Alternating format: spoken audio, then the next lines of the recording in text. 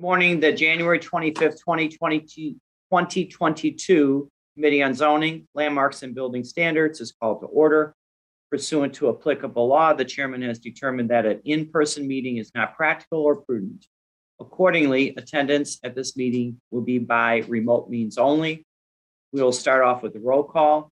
Committee members, please unmute yourself and please note that your yes or present response will be deemed to be a yes vote when the quorum call, roll call is used as a reference vote for later items. All right, Vice Chair Raboyes. Present. Alderman Hopkins. Present. Alderman Dowell. Here. Alderman Sawyer. Here. Alderman Beal. Yep. Alderman Ray Lopez. Alderman Moore. Alderman Mike Rodriguez. Present. Alderman Cicho Lopez. Present. Alderman Burnett. Present. Alderman Cardona. Alderman Wagasbeck. Alderman Kerry Austin. Here. Alderman Villegas. Present. Alderman Riley. Present. Alderman Kappelman. Present. Alderman Osterman. Present. And Alderman Haddon. Present. And Vice Chairman Tunney is here. So we do have a quorum. Alderman Chairman, tell me, Alderman Cardona is present. We have you, Alderman Cardona. All right, we have a quorum. We'll now move on to the approval of the Rule 45 reports containing the minutes of the December 2021 hearing on the Committee on Zoning, Landmark, and Building Standards. All members of this committee should have received a copy of this report electronically. And if I hear no objections, do I have a motion by the same roll call that was used to determine quorum to approve the minutes? So moved. Alderman Austin. Alderman Kerry Austin makes the motion. Any objections to our motion? Hearing none, no objections, the report has been approved. Moving on, we will now hear the items to be deferred. I will read the ward, the file number, the address, and page number, and take a motion for all at the end. On page 2 of the revised agenda and page 6 of the regular agenda, in the 29th ward, file number 20897 for the address commonly known as 1100 through 1104 South Menard Avenue. Also on page 2 of the revised agenda and page 7 of the regular agenda, in the 20th ward, file number 20892 for the address commonly known as 6546 South Kimbark Avenue.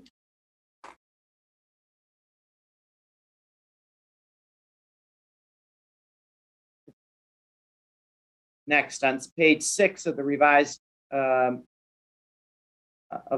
agenda and page 5 of the regular agenda, in the 35th ward, file number 20901 T1 for the address commonly known as 3110 through 3112 North Kedzie Avenue. Next, on page 11 of the revised agenda and page 12 of the regular agenda, in the 25th ward, file number 19933 T1, the address commonly known as 2824 West Cullerton Street. If I have no questions from committee members, can I get a motion to move to defer these previously listed items by the same roll call that was used to determine quorum? Alderman Kappelman, so moves. Alderman Kappelman makes the motion. Any objections to his motion? Hearing no objections, these items will be deferred. All right. We have 2 public speakers signed up for today's hearing, and we will hear from them now. The first speaker, James Nat Hikian. So please, I'm sorry I probably butchered that name. James, are you on the call? All right. Next speaker, Linda Konitz. Okay.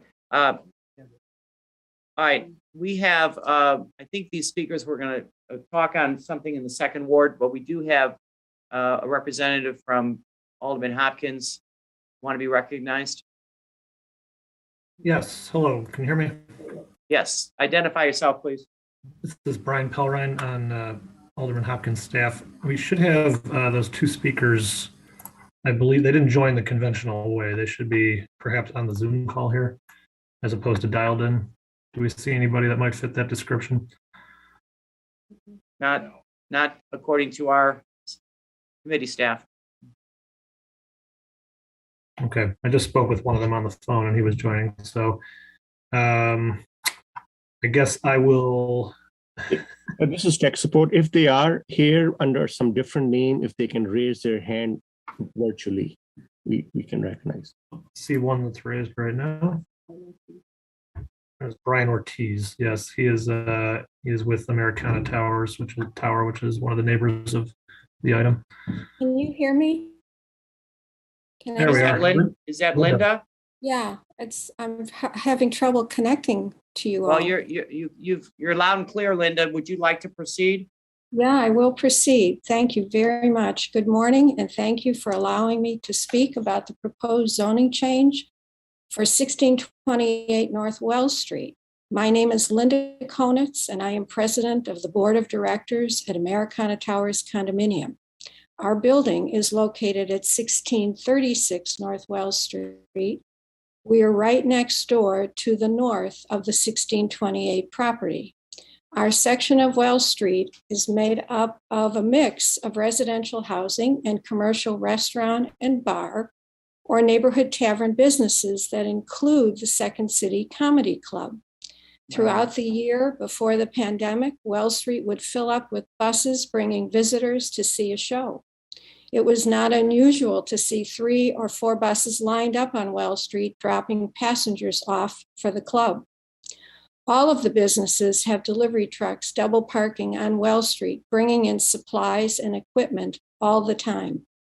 Then if I include the rideshare cars that stop anywhere on the street for passengers and add in the neighborhood car traffic dodging what has become an obstacle course, I'm trying to illustrate to you how many different vehicles compete for access to our section of Wells Street.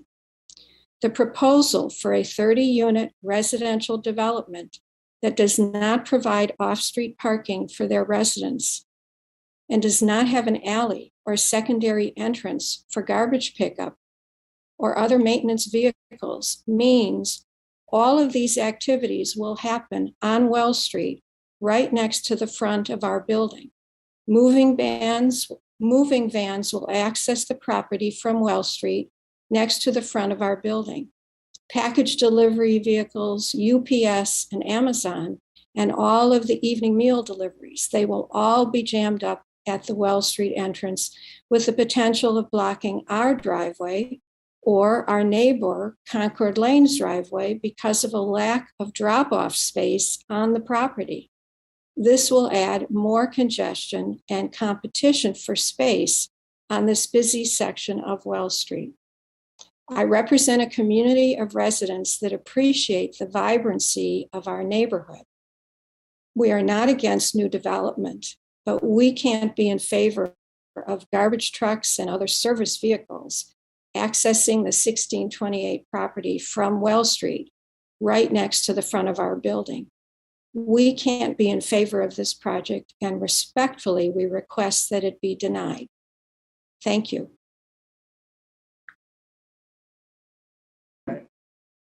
Thank you. How about our first speaker, James Nahikian? Or under that, was it under a different name though? No. Okay. All right. That concludes the public speaking portion of the hearing. We are going to start with the addendum to the agenda. We have one code amendment up before us, document number 020215872. The amendment of municipal code titles 2, 14A, 14B, 14R, and 14X, and repeal of chapter 13-9 regarding various technical corrections and modifications to the Chicago construction codes. This item has a substitute. All members of the committee should have received a copy of the substitute as well as a summary electronically. And at this time, I would ask for a motion to accept the substitute by the same roll call that was used to determine quorum. Move to accept the substitute. Alderman Hopkins moves to accept the substitute. Any objections? Hearing none, the substitute is before us. We have Commissioner Baudet here present the matter. Commissioner, you may proceed, please. Thank you. Good morning, Chairman Tunney and members of the Committee on Zoning, Landmarks, and Building Standards. My name is Matt Baudet. I'm the Commissioner for the Department of Buildings. With me online today is First Deputy Commissioner Marlene Hopkins and Managing Deputy Commissioner Grant Albrecht. I'm here today to ask for your favorable consideration for the technical corrections and modification amendments to various chapters of the Chicago Corrections Codes. As you recall, the City Council approved the first major rewrite of the Chicago Building Code in 70 years, and that modernized codes went into full effect on August 1st, 2020. As promised, DOB has been working with all stakeholders as the new code was implemented in the permitting and construction phases to ensure that it meets the needs for safety, clarity, innovation, and flexibility, as well as any Chicago-centric needs. As we have since been implementing the new code, we have come before this council when we have identified a need to clarify and enhance the new code. This amendment package before you for consideration does just that.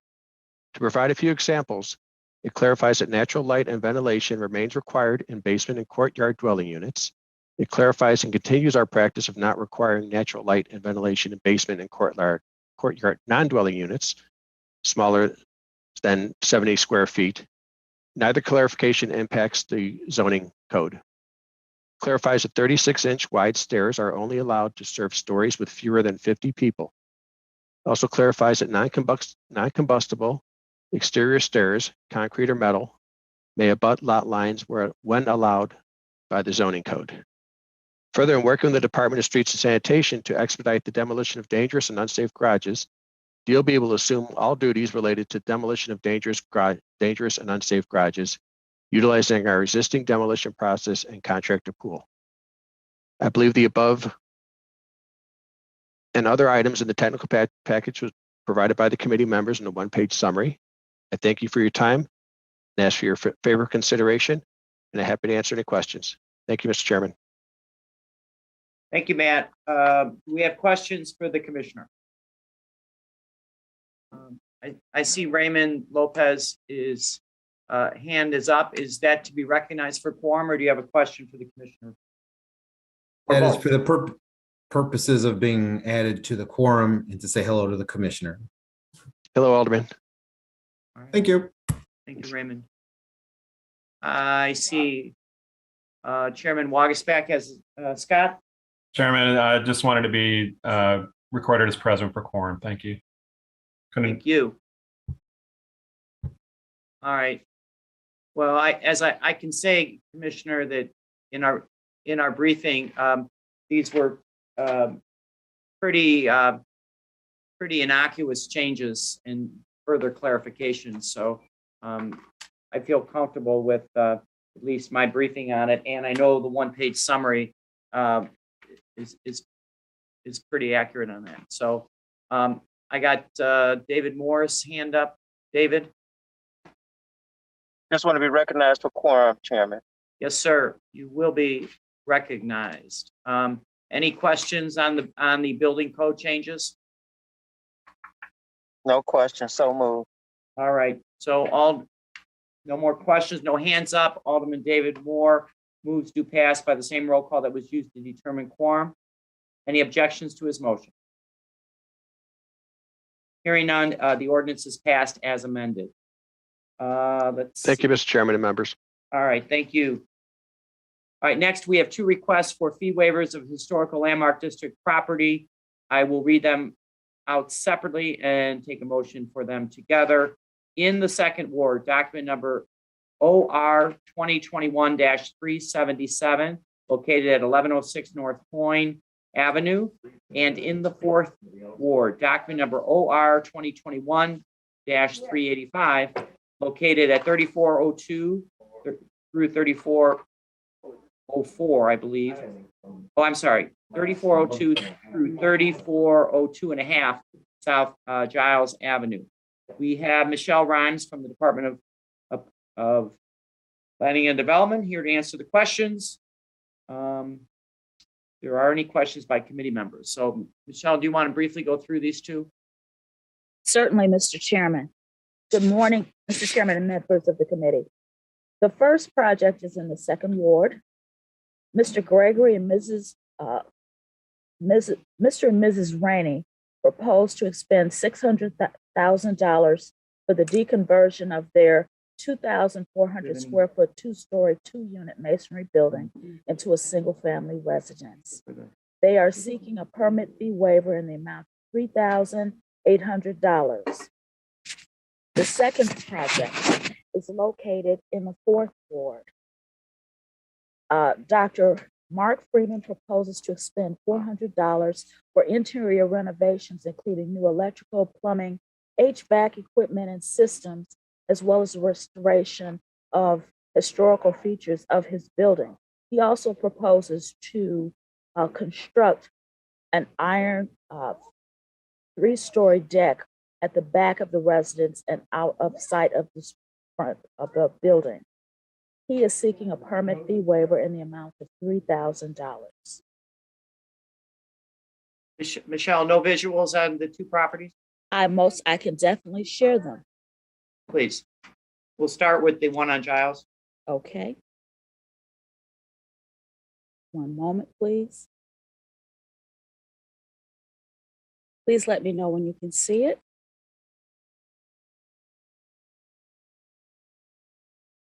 Can you see it, Mr. Chairman? Not the photo yet.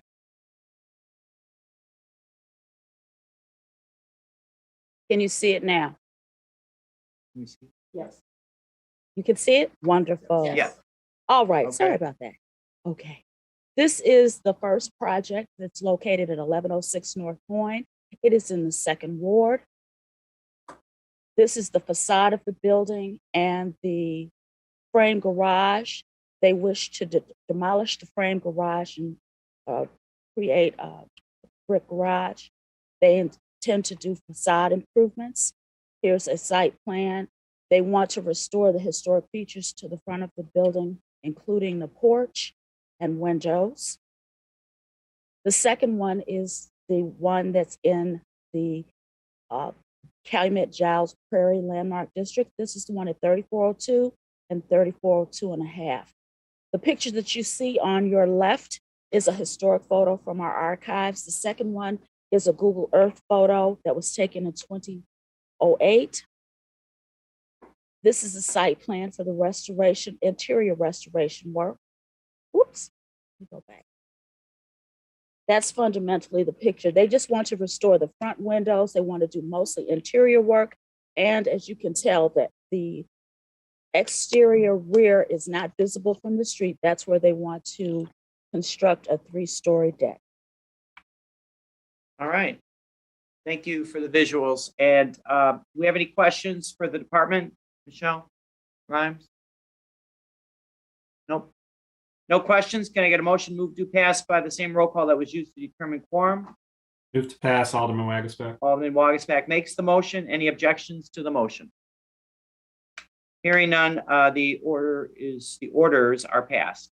Thank you, Mr. Chairman. And now we're moving on. We have one historical landmark designation in the 12th ward. Document number 02021-5408 for the Little Village Arch located at 3100 West 26th Street. We have Daniel Claiborne here from the Department of Planning and Development to present on this matter. Daniel? Good morning, Mr. Chairman. Can you hear me okay? Yes, sir. Great. Actually, the screen share is not enabled at the moment for me. Someone could. It should be enabled now. Great. Yes, thank you. It is.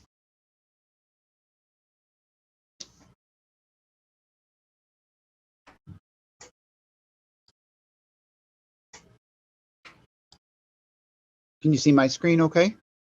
Yes, we do. Great, thank you.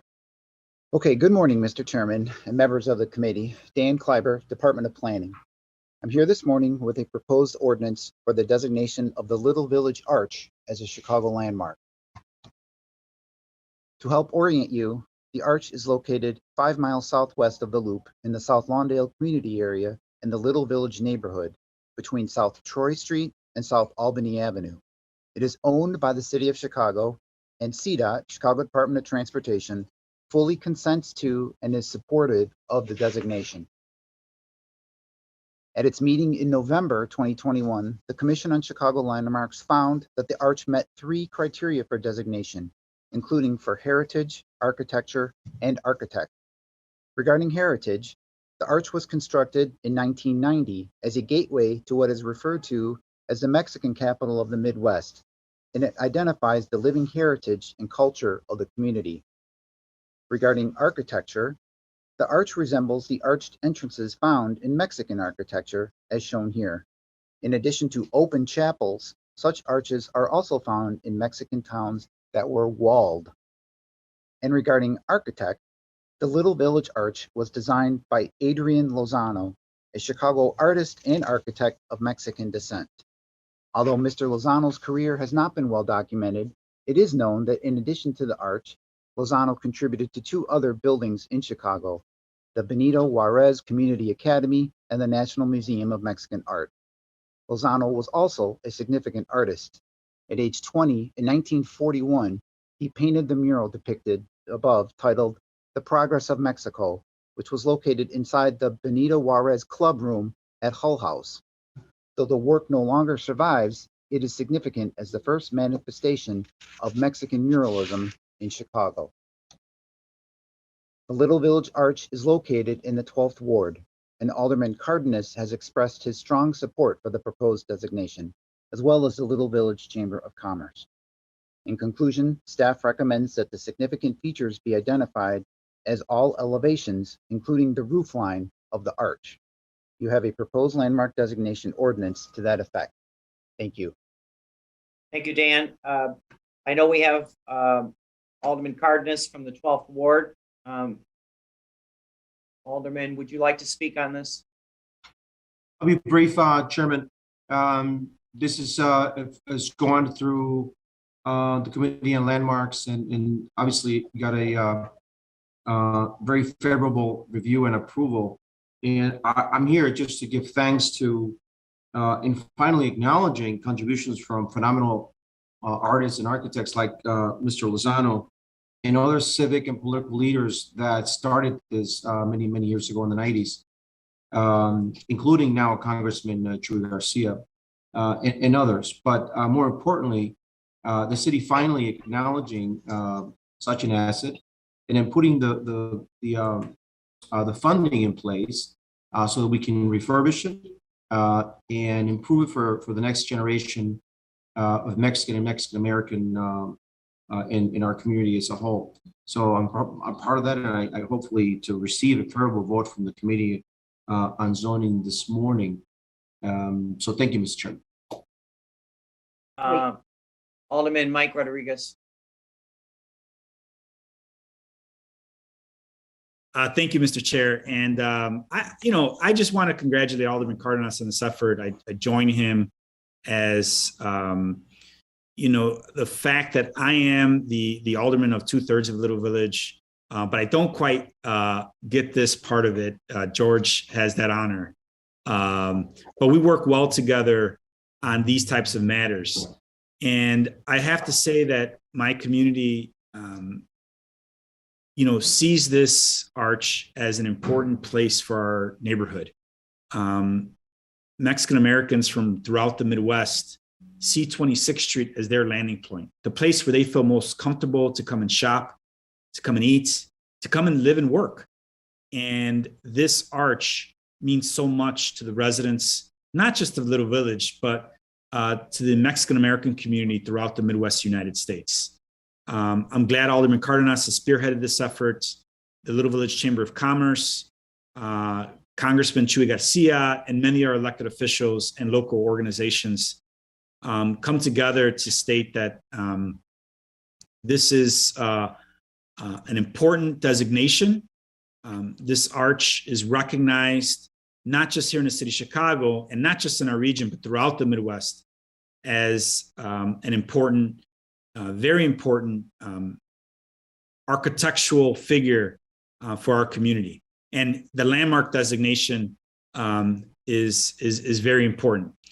I will also say that our community has been suffering greatly due to coronavirus, disproportionately to gang and drug violence, particularly, as we all know, with the shooting death of a young girl in my community not several days ago. But to cast a positive light on our neighborhood and to look at the strengths and build off of those strengths to address some of those issues, part of which is recognizing the architectural treasure and the economic impact that 26th Street has, but the architectural treasure that the Arch is. So thank you again, Chairman, for allowing me to speak. Thank you, Alderman Cardenas, for spearheading this effort. Very well taken in our community. Thank you, Mike. Alderman Raymond Lopez, please. Thank you, Chairman. I too wanted to congratulate both aldermen that represent Little Village, but in particular Alderman Cardenas, in getting this landmark status approved. I don't want to belabor the point, but I just want to point out one note that most people may not know, is that that clock, the iconic clock in the center, actually has to be repaired and can only be repaired by one person from Mexico. That individual comes and helps to maintain it. It helps bridge the connection between Mexico and Little Village. And I think that's very significant because this is more than just an arch. This is a connection for a community. And for someone like myself who's passed under that arch, both in official functions and just walking by it to get to El Milagro, it's something immediately recognizable, and I think it's about time the city funds it as the treasure that it is. The other part, Chairman, if I could just ask when speakers are speaking, if we could see their faces as well. So I would appreciate being able to see who's presenting before us. Thank you. All right. Okay. Any other questions, comments? All right, can I get a motion moved to pass by the same roll call that was used to determine quorum? Alderman Mike Rodriguez makes the motion. Any objections to his motion? Hearing none, this ordinance is passed. All right, moving on. We have large signs over 100 square feet in area, 24 feet above grade. We will hear them all together. I'll read the ward followed by the address and take a motion at the end. Please note that I will hear the item in the 8th ward separately, as it was submitted with a typo and resulting in the need for a substitute. So with that in mind, we will start in the 1st ward. We have 3 signs in the 1st ward located at 2606 North Elston Avenue. Also in the 1st ward, 2048 North Milwaukee. Moving on to the 5th ward, 2101 East 71st Street. In the 27th ward, 1454 West Randolph. In the 29th ward, 6515 West Grand Avenue. In the 42nd ward, 14 West Hubbard Street. And also in the 42nd ward, 108 North State Street.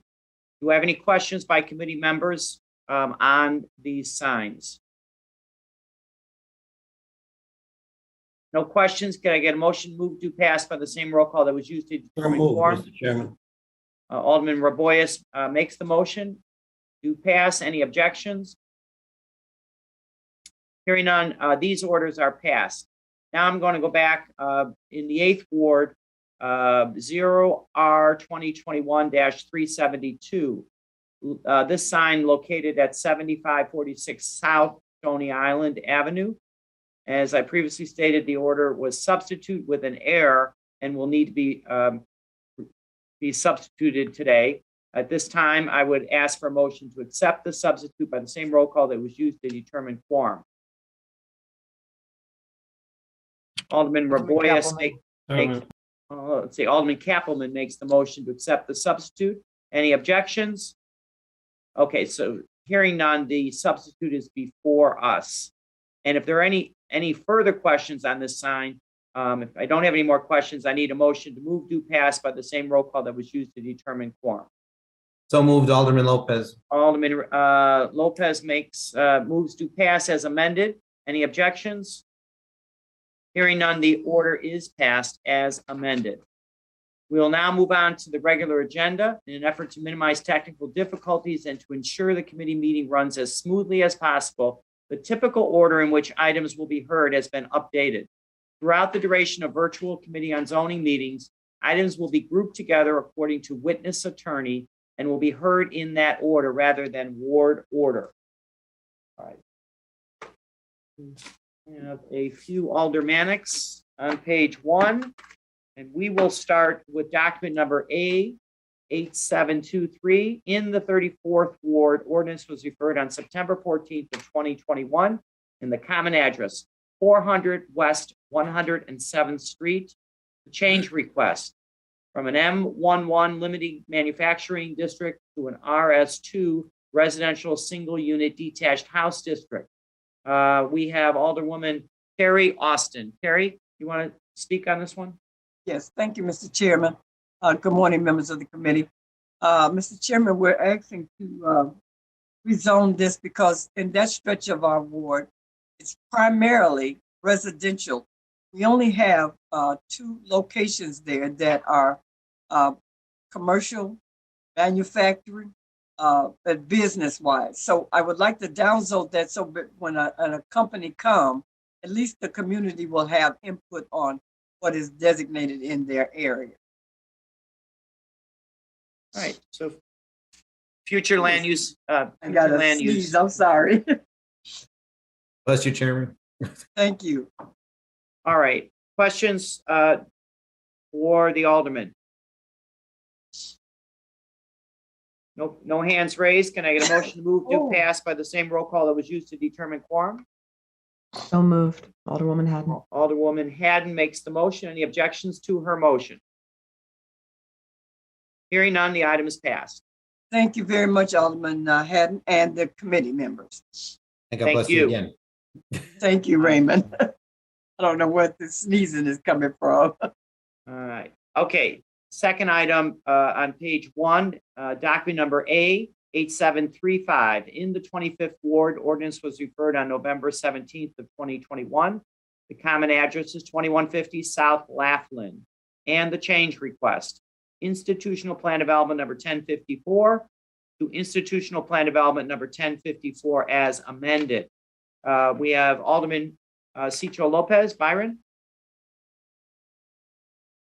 Yeah, thank you. Thank you, Chairman. Yes, this request was in coordination with the Chicago Public Schools.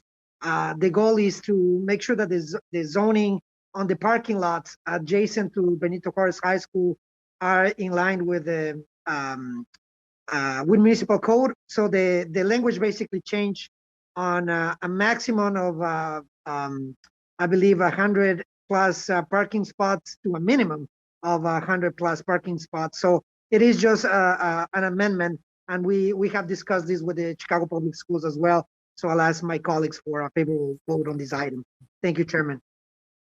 Thank you, Alderman. I think we have Scott Bornstein on the call representing this change also. Scott? Yes, can you hear me? Yes, we can. Great. I don't see that my camera is on, so I apologize to Alderman Lopez, but in any event, right, this was an amendment that the Alderman coordinated with the Board of Ed, and again, we appreciate the Alderman's support and assistance. It was a technical amendment, and the reason is because when the plan development was originally passed, it provided in our bulk table that we would have a maximum of 105 parking spaces, when in fact we have 150. And then we're doing some work on the site, which I don't know if we have our slide presentation, but we're doing some repair work on the site, which is going to reduce the parking slightly, but we still are going to have more than 105. So the bulk table needed to be changed to provide that we're going to have a minimum of 105 spots. That's the whole purpose of this amendment, just to change the bulk table. And so This, by the way, just for the record, and so it's all clear, this, was required to be heard by the Plan Commission.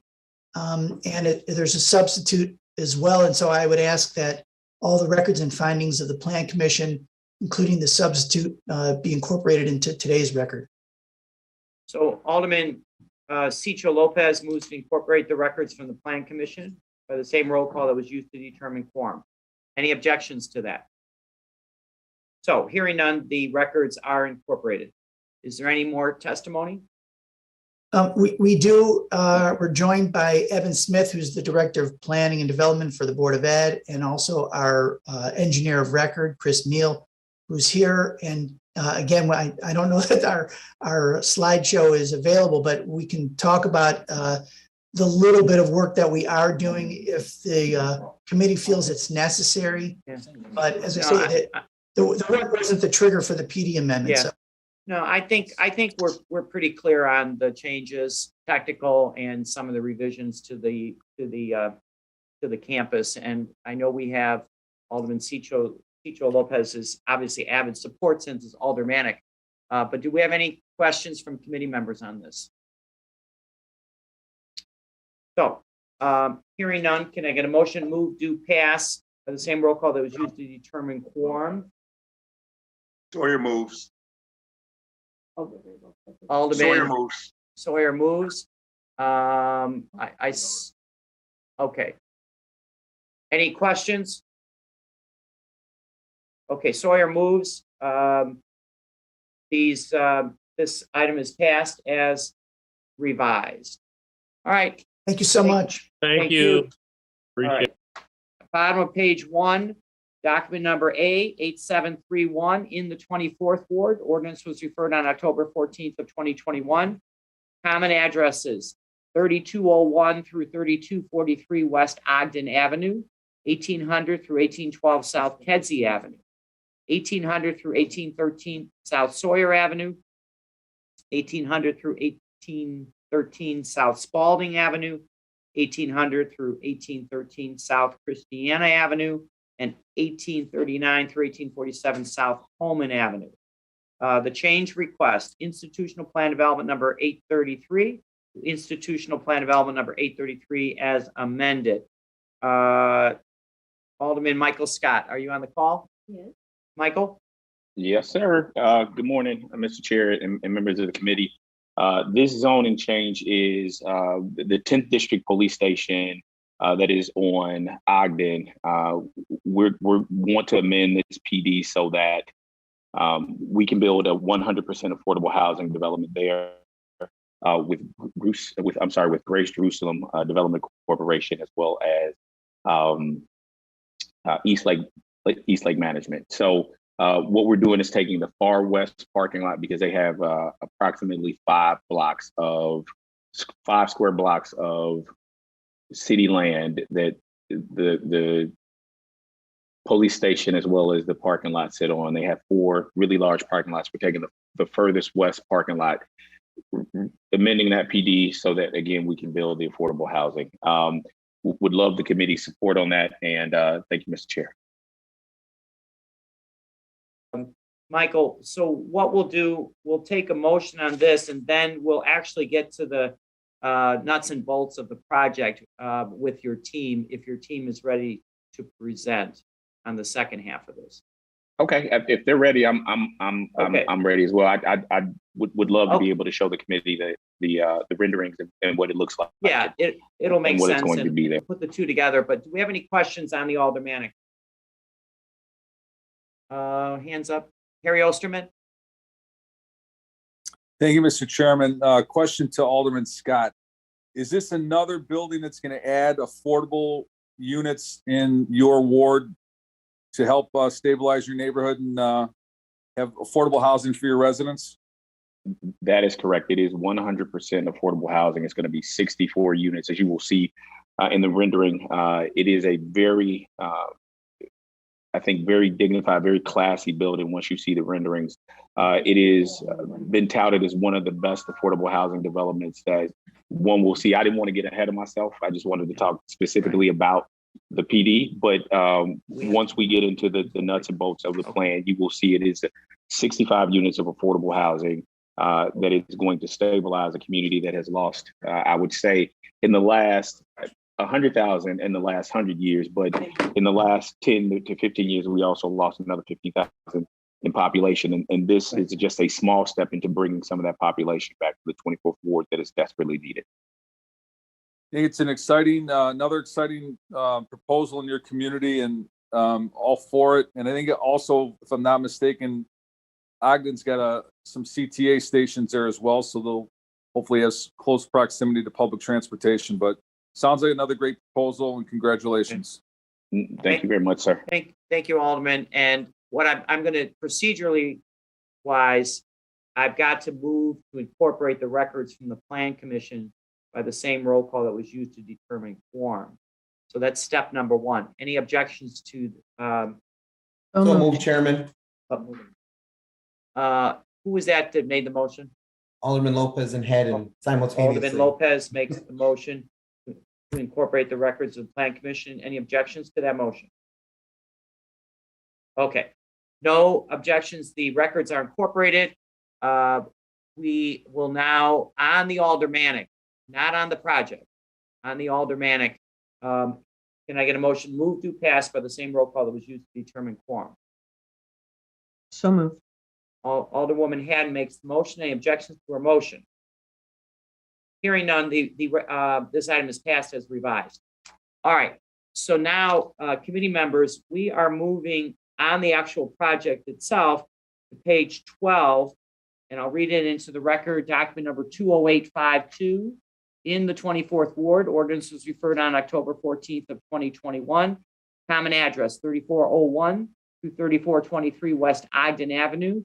Also 1842 to 1854 South Holman, and 1901 through 1909 South Trumbull Avenue. The change request, plan development number 833 to B33 Community Shopping District, then to residential business plan development. Amy Degnan is the attorney on the case. Amy? Hello? Can you hear me? Amy? Yeah, we can hear you now. Okay, great. Thank you so much. Good morning, Chairman Tunney and members of the Zoning Committee. My name is Amy Degnan, and I am an attorney with Georges and Sinowicki in Chicago. I'm appearing on behalf of the applicant, Eastlake Management and Development Corp. On application 20852. Present with me is the applicant, Ethan Lassiter of Eastlake Management and Development Corp. And project architect, Aaron Spearing of JGMA. The project site is approximately 26,792 square feet and is bound by on the north by Ogden Avenue, on the east by Homan Avenue, on the south by an alley, and on the west by Trumbull Avenue. The property is currently zoned institutional plan development 833, which is the site of the 10th District Police Station. We are removing the 26,792 square feet from the site, which currently serves, as the Alderman said, as an unused parking lot for the 10th District Police Station. We're changing that subject site to a B33 and then to a residential business plan development. The applicant is proposing a 6-story, 65 residential unit building with 18 parking spaces and ground floor retail and community space. The project, as the Alderman said, is 100% affordable and located in the city's Invest-Southwest corridor. Please allow me to introduce Aaron Spearing of JGMA to walk you through the highlights of the project. Thank you, Amy. Can everybody hear me? Next slide, please. So here we can see the site plan of the project with Ogden Avenue to the north. Ogden Avenue also happens to be the original Route 66. So as you see on the next slide, we'll see some of the energy of Ogden Avenue into the design and the facade of the building. Back to the site plan, please. So along Ogden Avenue, we have a nice, broad, welcoming landscape area to invite the residents into the site, but also other passersby that are going to use some of the more public programs on the ground floor. On the west half of the building, there's amenity spaces and a community center. And on the east half is retail spaces and potentially a cafe with outdoor seating. The tenants will come into the building through the middle entry there, and then parking is around back, tucked in under the building. So we don't have any sort of surface lots or anything like that on the site. The whole site is integrated into the design. Next slide, please. And here you can see, looking south from Ogden Avenue at the broad sort of landscaped area at the front, and then all the retail and commercial space on the ground floor and the tenant spaces above, using the vibrant colors to not only reflect the energy of Ogden Avenue, but to sort of blend the building into the landscape, going from greens to blues, plantings and landscape up to blending in with the sky above.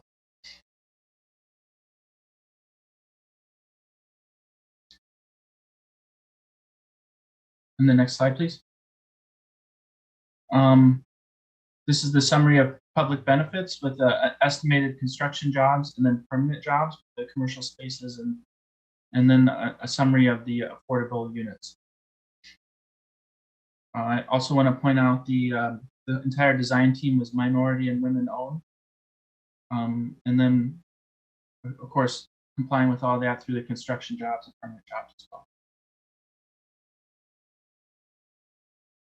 That's our entire presentation, so I'm open to taking questions now. All right. Can I go back? Yes, Amy. Oh, thank you so much. We're very excited about this 100% affordable housing project in the Invest Southwest corridor. As Alderman Scott said, this is a collaborative effort between Pastor Hunter of Grace Jerusalem CDC and East Lake Management and Development Corp. Subject to the plan development approval, all bulk use and density items will be in compliance with the zoning ordinance. The developer participated in a community meeting hosted by Alderman Michael Scott and received incredible community support. We'd like to thank Alderman Scott for all of his leadership and guidance through this development process.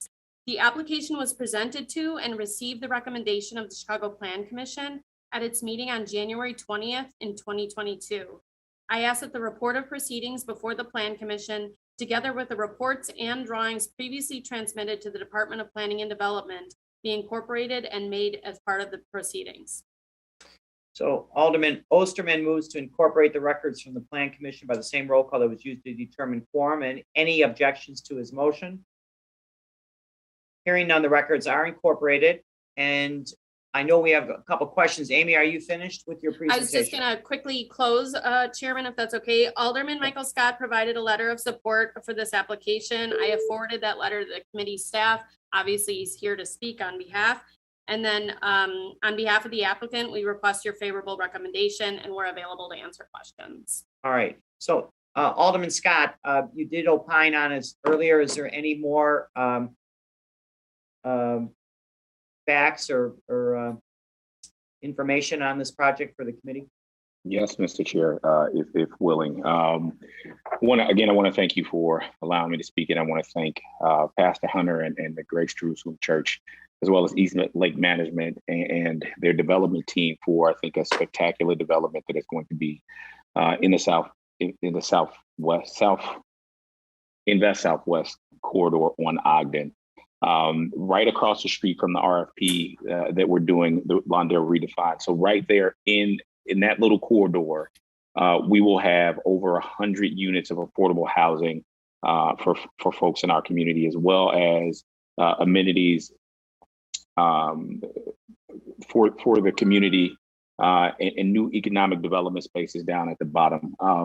This is something that we've been working on for the past 6 years. When I got in office in my first term, Pastor Hunter brought this project to me, and he's been very diligent and very forthright as it relates to doing things on behalf of our community.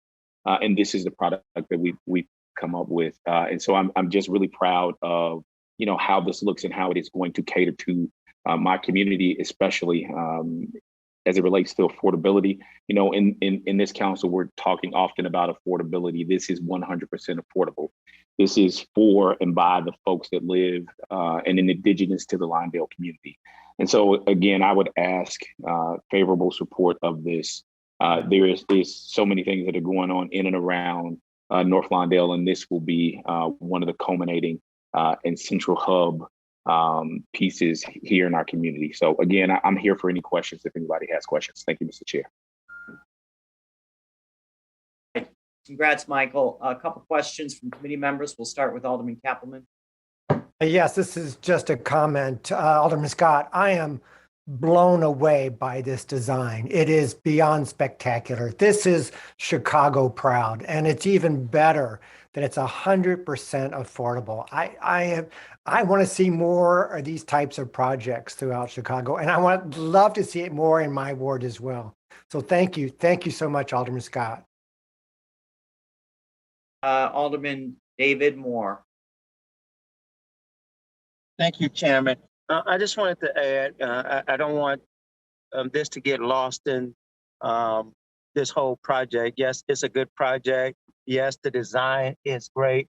But what makes me excited about this project is that it's from the community and by the community, but it also incorporates, the diversity in the city, and especially in terms of the players that's involved of developing this project. When you're talking about starting with the church and Marvin Hunter, which a lot of stuff starts at the church in the communities because the people are touching it. So for him to have that vision and then get a partnership with East Lake Management, a company from the community. And then when I hear about the diversity and even, the zoning attorneys that's on here, who are some great zoning attorneys, all of that really encompasses what we're talking about doing in our great city when we develop on the south and west side of Chicago. It helps everybody. So to my colleague, Alderman Michael Scott, this is a great project, one that I, again, as Alderman Kappelman just stated, should be mimicked, if you will, throughout this city. So I move do pass on this item if we don't have any more questions. Right.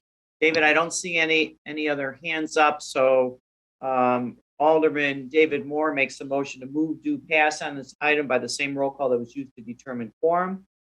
Any objections? As amended. As revised. I'll get there. All right. Any objections? None. Okay, so this item is passed as revised. All right. Congrats, Michael. Thank you, committee. Thank you so much, Mr. Chair. Thank you, everybody. Thank you. All right, now we're back on the top of page 2.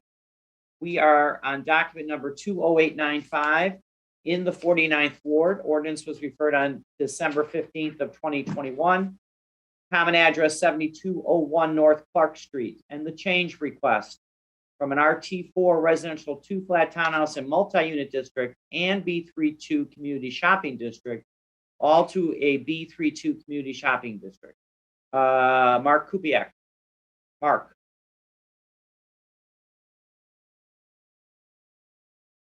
Alderman, can you hear me? Clark. Alderman Mark Kupiec, attorney for the applicant. Proceed. You can proceed, Mark. Yeah, I was just being promoted, so I was in the process here. Okay. So with that, for the record, my name is Mark Kupiec. I'm an attorney with offices at 77 West Washington, represent the applicant. This involves a subject property, 7201 North Clark Street. Subject property is actually already improved with a gas station, a licensed gas station operating. It's been operating there for years. More recently, the applicant attempted to get a building permit for an addition to the gas station Food Mart building. And during that process, it was discovered that the gas station sits on a split zoning lot. Most of it is in fact B3, but a slice of the property along the eastern lot line is R4. So the purpose of the zoning change would be to split, correct that split zoning designation so that the applicant could proceed with that building permit. I will note, unrelated to this application, if the zoning is changed, the applicant still will need a special use to complete that project. The applicant participated in the ward community process, and I do believe that Alderwoman Haddon had sent in a letter of support, although as I'm listening here, she may in fact be on the call. So, Thank you, Mark. Alderwoman Haddon on the project.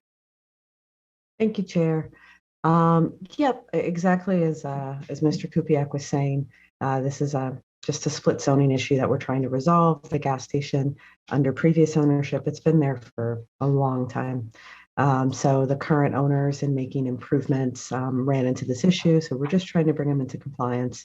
We did go through our community zoning process to give community members in the area a chance to kind of weigh in and ask questions, but would appreciate my colleagues' approval so that this business owner, gas station that's already kind of making these improvements can get their permit and move forward.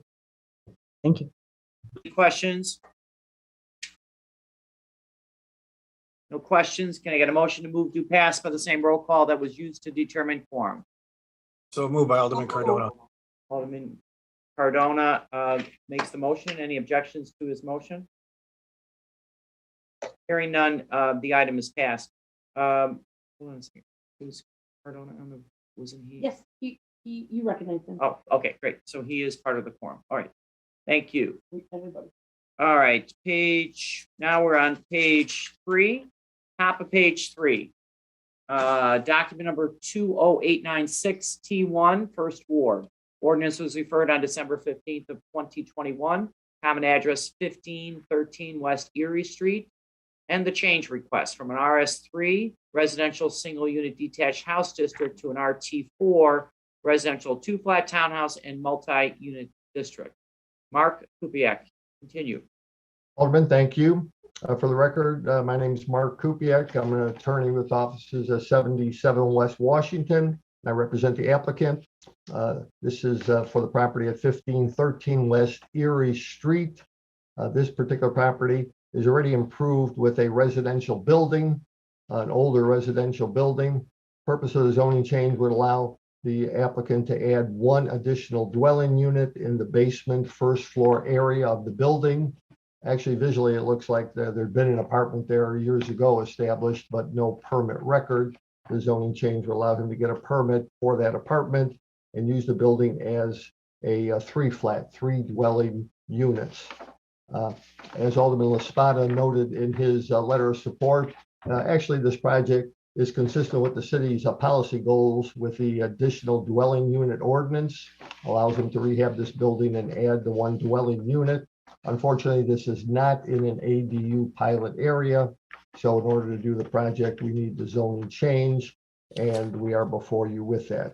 I believe Alderman Laspada did send his letter of support to the committee, and we ask for your recommendation. Thank you, Mark. We do have a letter of support from Alderman Laspada. Questions on the application? Oh, I'm sorry. David, I'm sorry. Daniel, are you going to speak on this, or? I would love to briefly. Okay, I didn't see you on the call. I'm sorry. So Alderman Laspada. Hey, thank you so much, Chair. My thanks to the development team. My thanks to Mark for bringing this forward.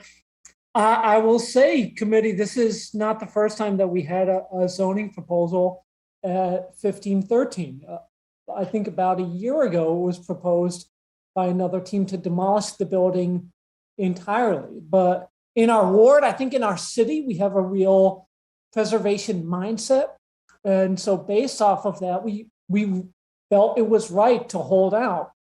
And I'm really glad that we did, because I really respect the way this new owner has come forward with a plan, not only to preserve the existing property, but able to add density in a really reasonable way, in a way that really is in line with the pilot that we put forward that doesn't, as Mark said, extend across the street yet to the other side of Ashland.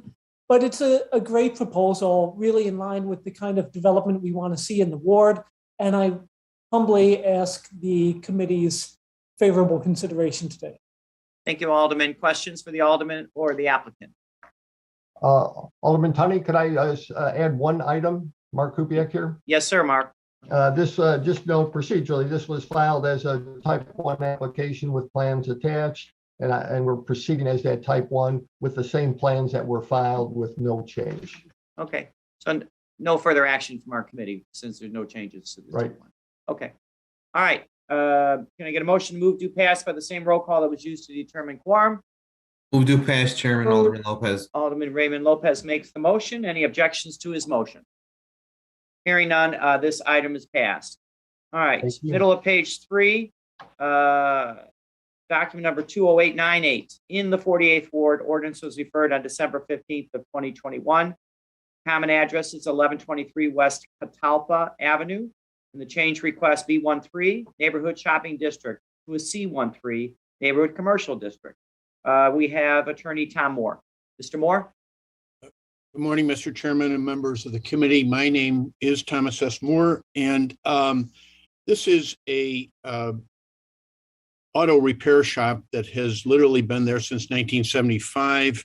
It was non-conforming in a B13.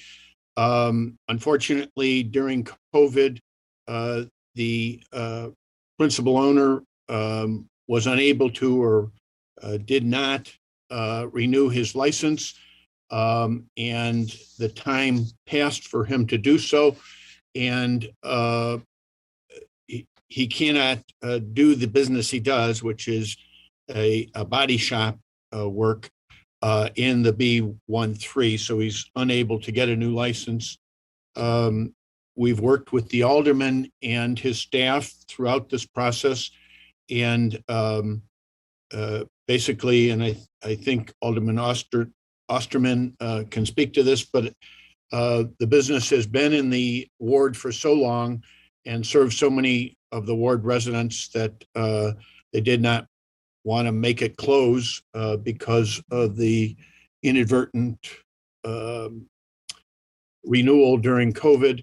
And so the purpose of this zoning change is to allow this business that's been there since 1975 to continue serving the residents of the 48th Ward. Thank you, Mr. Moore.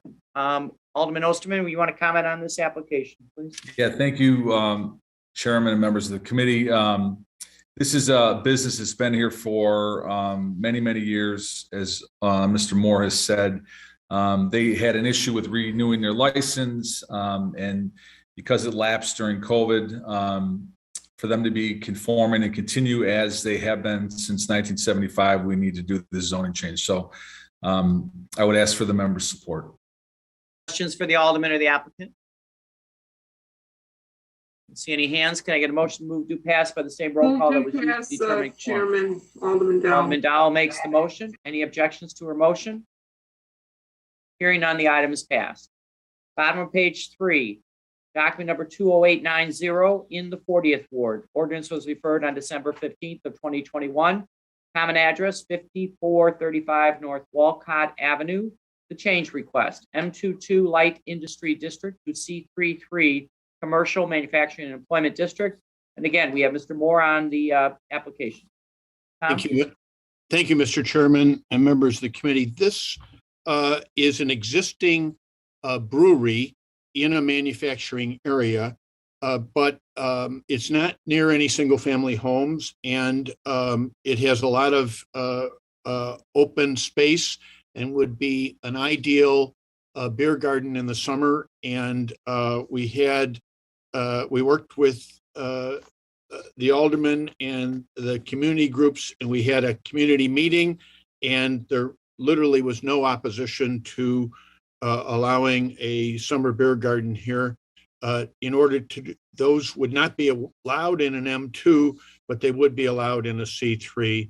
And the C3, that the extra 3 is because the community did not want multiple unit housing there, which would not be allowed. So as I said, we have the support of the community, and you have a letter from the alderman, and we request your support as well. Thank you, Mr. Moore. I think Alderman Vasquez is on the call. Would you like to make some comments, Andre?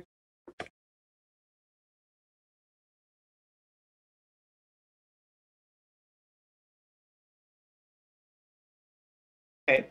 Well, we do have a letter of support from Alderman Vasquez on this project. Any questions from committee members? Hearing none, can I get a motion, move to pass by the same roll call that was used to determine quorum? So moved by Alderman Cardona.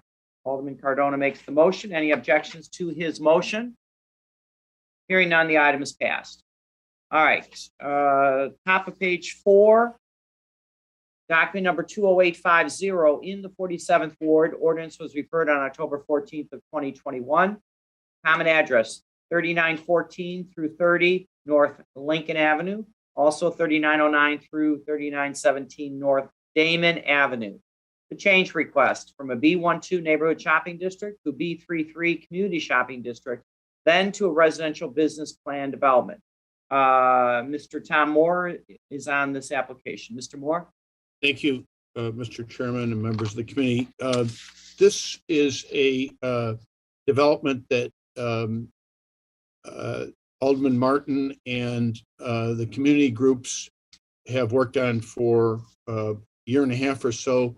It's gone through many changes. It ended up at a 68-unit mixed-use development. There'll be apartments above and commercial on the ground floor. It's a pedestrian street there. It's less than 1,000 feet from the L, so it will be a transit-served location. And we went through the Plan Commission process and have the approval of the Plan Commission. It's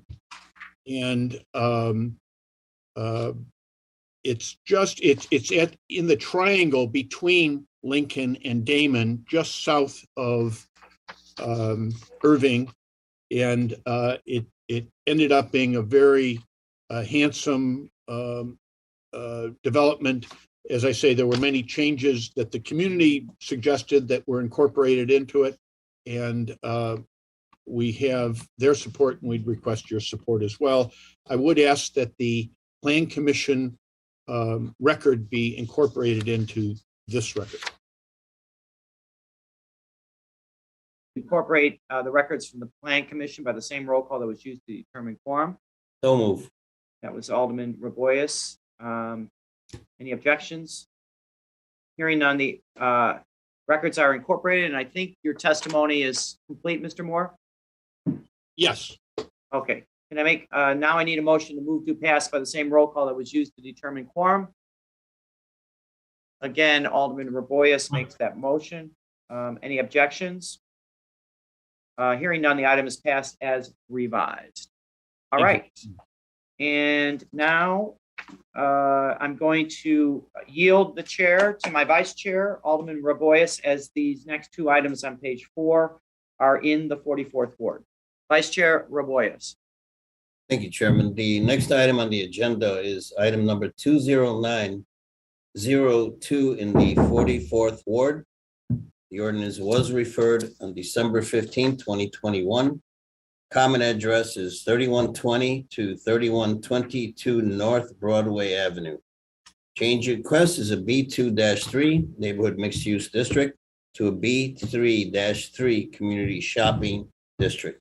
We have with us Attorney Andrew Scott to present on this matter. Thank you very much, Mr. Vice Chair. Members of the committee, for the record, my name is Andrew Scott with the law offices of Dykema Gossett.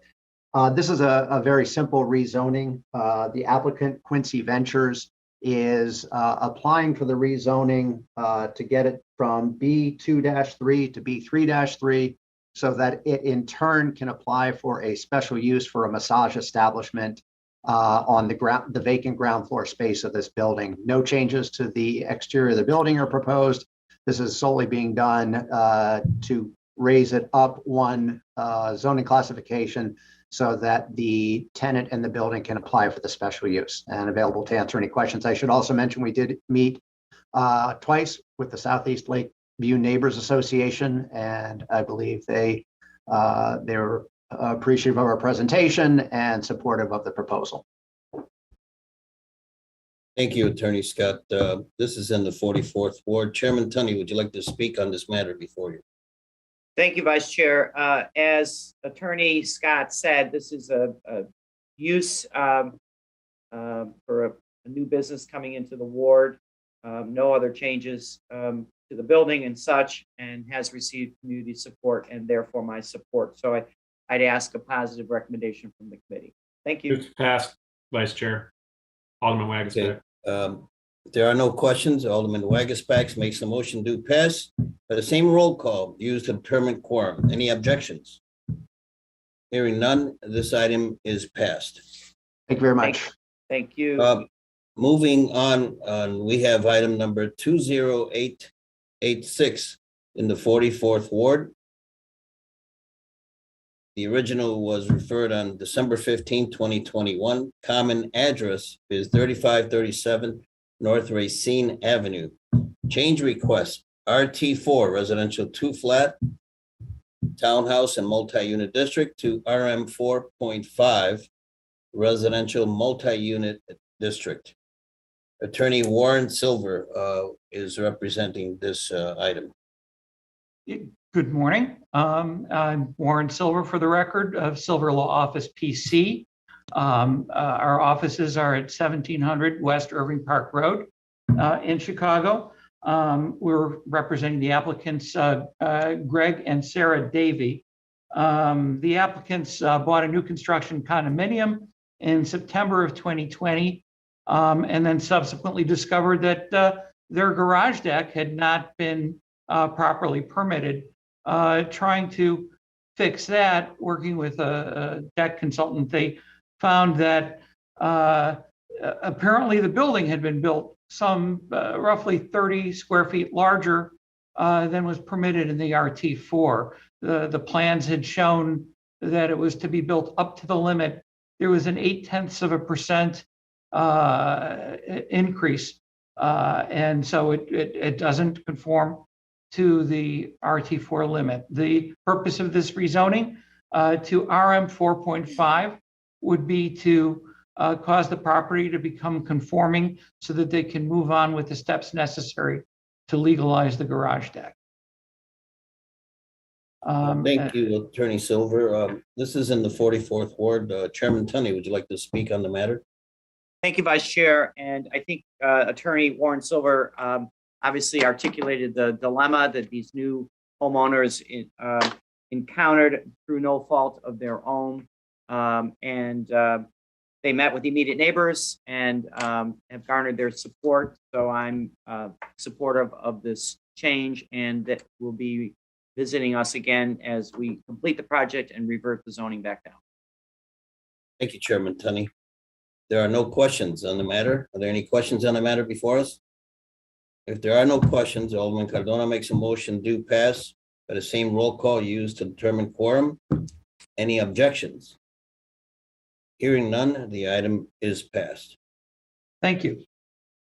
Thank you, everybody, and thank you, Vice Chair. Now I'm on page 5, top of page 5, document number 20887 in the 39th Ward. Ordinance was referred on December 15th of 2021. The common address is 5067 North Kimberly Avenue, and the change request from an RS3 residential single unit detached house district to an RT 3.5 residential 2-flat townhouse and multi-unit district. We have Attorney Fred Augustine. Fred. Good morning, Mr. Chairman, members of the committee. For the record, my name is Fred Augustine with offices at 33 Northwest South Street. I'm here today on behalf of the applicant, Julio Barahona. The applicant is the owner of the property located at 5067 North Kimberly. Property is currently improved with a 2-flat. We are seeking rezoning from the current RS3 district to an RT 3.5 district. Mr. Chairman, we are keeping the existing 2-flat. This property forms one zoning lot with the neighboring property at 5065 North Kimberly. The applicant would like to subdivide the zoning lot into essentially 2 separate zoning lots. And in order to do that, we do need to rezone the subject property to an RT 3.5. We have worked with Alderwoman Nugent and her office on this matter, as well as the community. All in our support. I believe you should have a letter on file at the committee. So I'm here to answer any questions the community have at this time. Fred, we do have a letter of support from Alderman Nugent. And I don't see her on the call. Anyways, we do have a letter of support. And any questions for the applicant? Hearing none, can I get a motion to move, do, pass by the same roll call that was used to determine quorum? Alderman. Moved by Alderman Wagisback. Wagisback makes the motion. Any objections to his motion? Hearing none, the item is passed. Thank you, Fred. Thank you. Okay. Middle of page 5, document number 20899, T1. In the 37th Ward, ordinance was referred on December 15th of 2021. Common address is 856 North Harding Avenue, also 3935, 3945 West Iowa Street. And the change request, RS3 Residential Single Unit Detached House District to B23 Neighborhood Mixed Use District. We have Jimena Castro on this. Good morning. Good Hopefully morning. it's still morning. Happy New Year. Yeah. My name is Jimena Castro. I'm a zoning attorney at Acosta Esker, and I have 3 matters before you all today. The first matter, as you mentioned, Chairman, is 856 North Harding. The property is zoned RS3, and we filed a zoning application to rezone to a B23. It is a TOD property as well to the Chicago bus. And the property is improved with a 2-story residential building that includes 4 units. We filed the application to allow 2 more units in the building for a total of 6 units. And we also met with Alderman Emma Mitz, and we provided a letter of support to your committee as well. Jimena, we do have a letter of support from Alderwoman Mitz. Any questions on this application? Hearing none, can I get a motion to move, do, pass by the same roll call that was used to determine quorum? Move to pass, Alderman Wagisback. Alderman Wagisback makes the motion. Any objections to his motion? Hearing none, this item is passed. Now we're on the bottom of page 5, document number 20908 in the 30th Ward. Ordinance was referred on December 15th of 2021. Common address, 3036 North Davlin Court. Change request from an RS3 Residential Single Unit Detached House District to an RT4 Residential 2-Flat Townhouse and Multi-Unit District. Jimena Castro again. Hello. So yes, this is the second property before you today. As you mentioned, 3036 Davlin Court. The property is zoned RS3, and we filed a zoning application to convert to rezone the property to an RT4. The property is improved with a 3-story residential building that includes 3 units and 1 legal non-conforming unit. And the zoning application is attempting to legalize that existing legal non-conforming unit to allow for 4 total units. We met with Alderman Reboras, who I know is also on the call, and if he would like to say something, I would appreciate it, but I know that he supports the case. Support from Alderman Reboras, but I know he's on the call. Ariel, would you like to speak on it?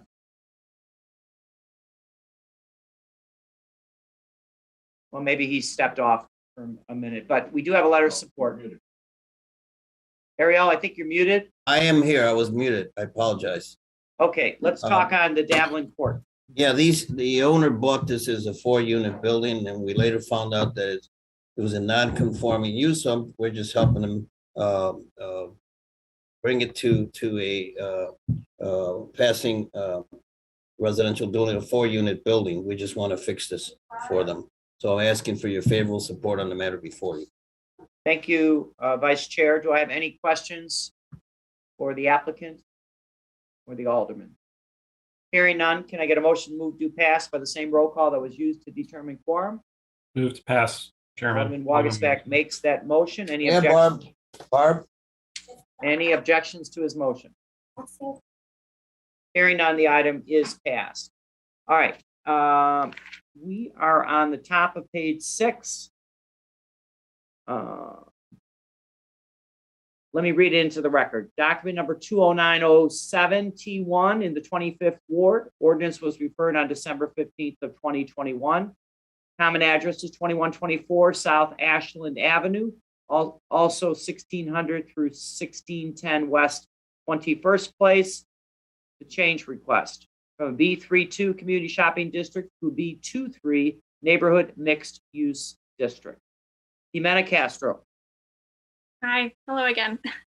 So as you mentioned, the property is located at 2124 South Ashland, currently zoned B32. We filed a zoning application to rezone it to a B23. It is a TOD located property to the Ashland bus. It is currently improved with a 2-story office building, and the zoning application, as you mentioned, Chairman, is attempting to convert the building to residential use that will include 2 live-work units on the ground floor that will also be ADA units, and 2 dwelling units on the second floor. We met with the Alderman's zoning board as well, and I believe the Alderman is also on the call as well. So let's hear from Alderman Citro Lopez on this application, please.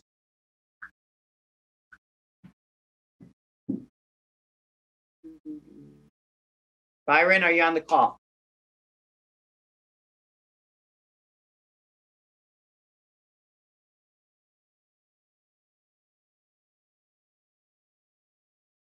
Citro Lopez, we do not have a letter of support at this time. Jimena, did you get a letter of support from the Alderman?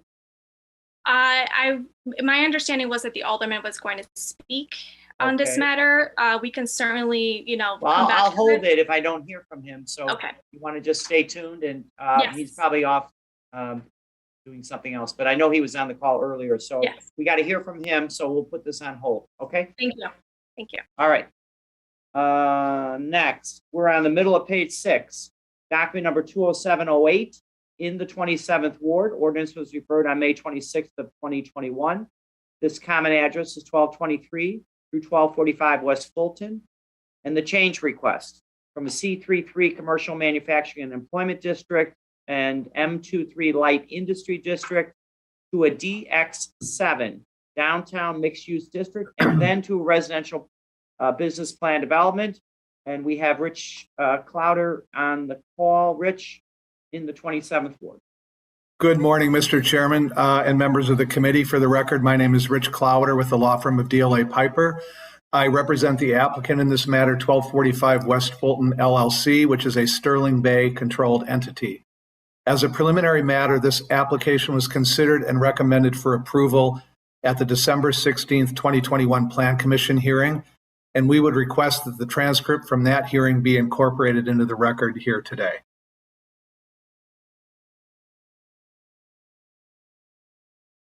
Alderman Raboyes moves to incorporate the records from the Plan Commission by the same roll call that was used to determine quorum. So move. Any objections to his motion? Hearing none, the records are incorporated. Continue, Rich. Thank you. Very briefly, the subject property is approximately 38,693 square feet and is located at 1223 through 1245 West Fulton in the Fulton Market District. The subject property, as you mentioned, is zone C33 and M23. The request in this matter is to rezone the property to an underlying DX7 zoning prior to establishing a residential plan development. The subject property will be improved with an approximately 314-foot tall residential building consisting of 350 units, including 70 on-site affordable units, with the objective of including an additional 35 affordable units on-site or off-site if sufficient city assistance can be obtained in accordance with the Fulton Market Innovation District enhanced affordability goals. The overall FAR for the project will be 11.5, resulting in a nearly $1.8 million bonus payment to the Neighborhood Opportunity Fund. You can see the building rendered on your screen. The development will generate in excess of 300 construction jobs and will meet the city's requirements of 26 and 6% MBE-WBE participation. As you know, every project in the 27th Ward receives robust community input. We had several community meetings over the course of several months with local stakeholders, including community-wide meetings, as well as meetings with the Department of Planning and Development. The ultimate building design was changed, resulting in additional open space landscaping and an enhanced tower design, as well as important changes to promote and enhance the pedestrian experience along Fulton Street. Thanks to Alderman Burnett and DPD for their review of this project and for their favorable feedback. We would like to respect that this body recommend approval of this project to the full City Council. Thank you. Right. Thank you, Rich. I know this went through Plan Commission. Alderman Burnett, are you on the call? Yes, sir. Thank you, Mr. Chairman. And Walter, can you put up the volume, please? Can you hear me now? Yes, sir. Okay, so I concur with everything that the counselor said, although I'm starting to feel like a stepchild to Lincoln Yards with Sterling Bay. You know, it's like they do everything in Lincoln Yards. What about the Fulton Market now? You know, we started this thing off and now we get the peanuts. We get one building, they get 10 over there. But anyway, as the counselor said, they did meet with the 3 community groups over in the area. We did have a community meeting. If I'm not mistaken, they went through the planning department new design organization, and they went through several renditions with the planning department of changing the design. Haven't got any complaints from the community. The 75 affordable housing that they're going to do in this development is the 20%. The other 35 that they're going to try and do with city assistance would be 30%. So this would be a large amount of affordable housing in one of the hottest communities in the city of Chicago. It's close to transportation, has a lot of green space. Them and planning and all of the architects working together came up with a beautiful project. The developer committed to having a contractor to do a joint venture with a minority contractor, which will help to cover the 30% MBWBE that's required with this development. I asked for this body's support of this project. I support it. Thank you very much. Thank you, Alderman. Any questions for the Alderman or the presenter? Oh, and Mr. Chairman, I would be remiss, and I think this is one of the things that the counselor didn't include in his presentation is the amount of neighborhood opportunity funds that's going to that's coming from this development. Can you tell us how much that is, if I may ask? Yeah. Sure, Alderman. It's $1.8 million. Okay, and that $1.8 million, so everyone can know, because I know folks think Fulton Market is just about building, but Fulton Market has an impact on the whole city of Chicago. That $1.8 million is going into the Neighborhood Opportunity Fund. That money that goes into that Neighborhood Opportunity Fund actually goes to the Invest Southwest on the west and the south side to help enhance all those developments that's happening around the city. Not only that, this development also will enhance the TIF in this area. As folks may or may not know, this is one of the healthiest TIFs in the city of Chicago. And if you all recall, at every budget time, when we are in a hole with our budget, we feed off of the TIFs in this area to help balance the budget. So the Fulton Market area and the developments that happens over here really help the whole city of Chicago. Not only do it help the south and the west side, but also it help us with our tax situation, with our budgets, so we don't be a burden on other people across the city in raising their taxes. So this area is not only an economic engine for the city, we're bringing more people to the city and more business and more visitors, but it's also a lifesaver for the city in a lot of different ways. So I just wanted to mention that. Thank you. Thank you, Alderman. And I can't tell you how many times we're working in Fulton Market with your leadership, and as you say, what an economic impact it has on the entire city. So congratulations on this item. Any questions, comments from committee members? Hearing not, can I get a motion to move to pass by the same roll call that was used to determine quorum? Move to pass, Chairman. Alderman Wagisback. Wagisback makes the motion. Any objections to his motion? Hearing none, this item is passed as revised.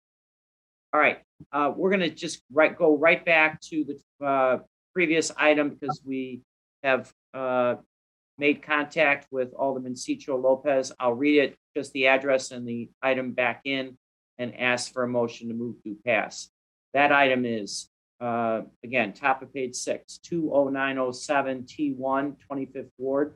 The ordinance was referred on December 15th, 2021, and the common address, 2124 South Ashland Avenue, also 1600 through 10 West 21st Place. As I said, we have a letter of support from Alderman Cicho Lopez. Do we have any questions on this item we just heard? Hearing none, can I get a motion to move to pass by the same roll call that was used to determine quorum? So move. Alderman Raboyes makes the motion. Any objections to his motion? Hearing none, this item is passed. Thank you, everyone. I appreciate it. All right, thank you. All right, top of page 7. Document number 20889 T1, 30th Ward. Ordinance was referred on December 15th of 2021. Common address is 3714 North Cicero Avenue. Change request from a B31 community shopping district to a B23 neighborhood mixed use district. Dan Lauer is on the call in the 30th Ward. Dan. Good morning, Chairman. Tony, 3714 North Cicero, application 20889 T1. I represent G7 Investments, LLC Series D. It's a pretty big site, 32 by 125, 4,000 square feet. The proposal is to change from B31 to B23 neighborhood mixed-use district for 6 large units, each large 2 bedrooms above a retail space. It will replace a vacant 1-story motorcycle repair shop. So we met with Vice Chairman Raboyes and his staff, along with the applicant, and we had a virtual community meeting in August of last year, pretty well attended. And then Vice Chairman Raboyes, it's his habit, his policy to take feedback, which he did throughout the fall of 2021. And we're not aware of any objections. We'd like to say thanks to Vice Chairman Ariel Raboyes and his staff for their support. Thank you, Dan. Alderman Raboyes on this item. Thank you, Chairman. Yeah, we did have a community meeting on this matter before you. B3-1 to a B2-3 of a 4-story building with retail space and 6 residential dwelling units. We had a virtual meeting and there were no objections. So I move that we're asking for a favorable vote on the matter before you. Thank you, Alderman. Any questions for the Alderman or the applicant? Hearing none, can I get a motion to move to pass by the same roll call that was used to determine quorum? Move to pass, Chairman. Alderman Wagisback. Alderman Wagisback again makes that motion. Any objections to his motion? Hearing none, this item is passed. All right, middle of page 7. Document number 20893 T1 in the 29th Ward. Ordinance was referred on December 15th of 2021. Common address is 1256 North Waller Avenue. Change request from an RS3 residential single unit detached house district to a C12 neighborhood commercial district. Dean Marigus.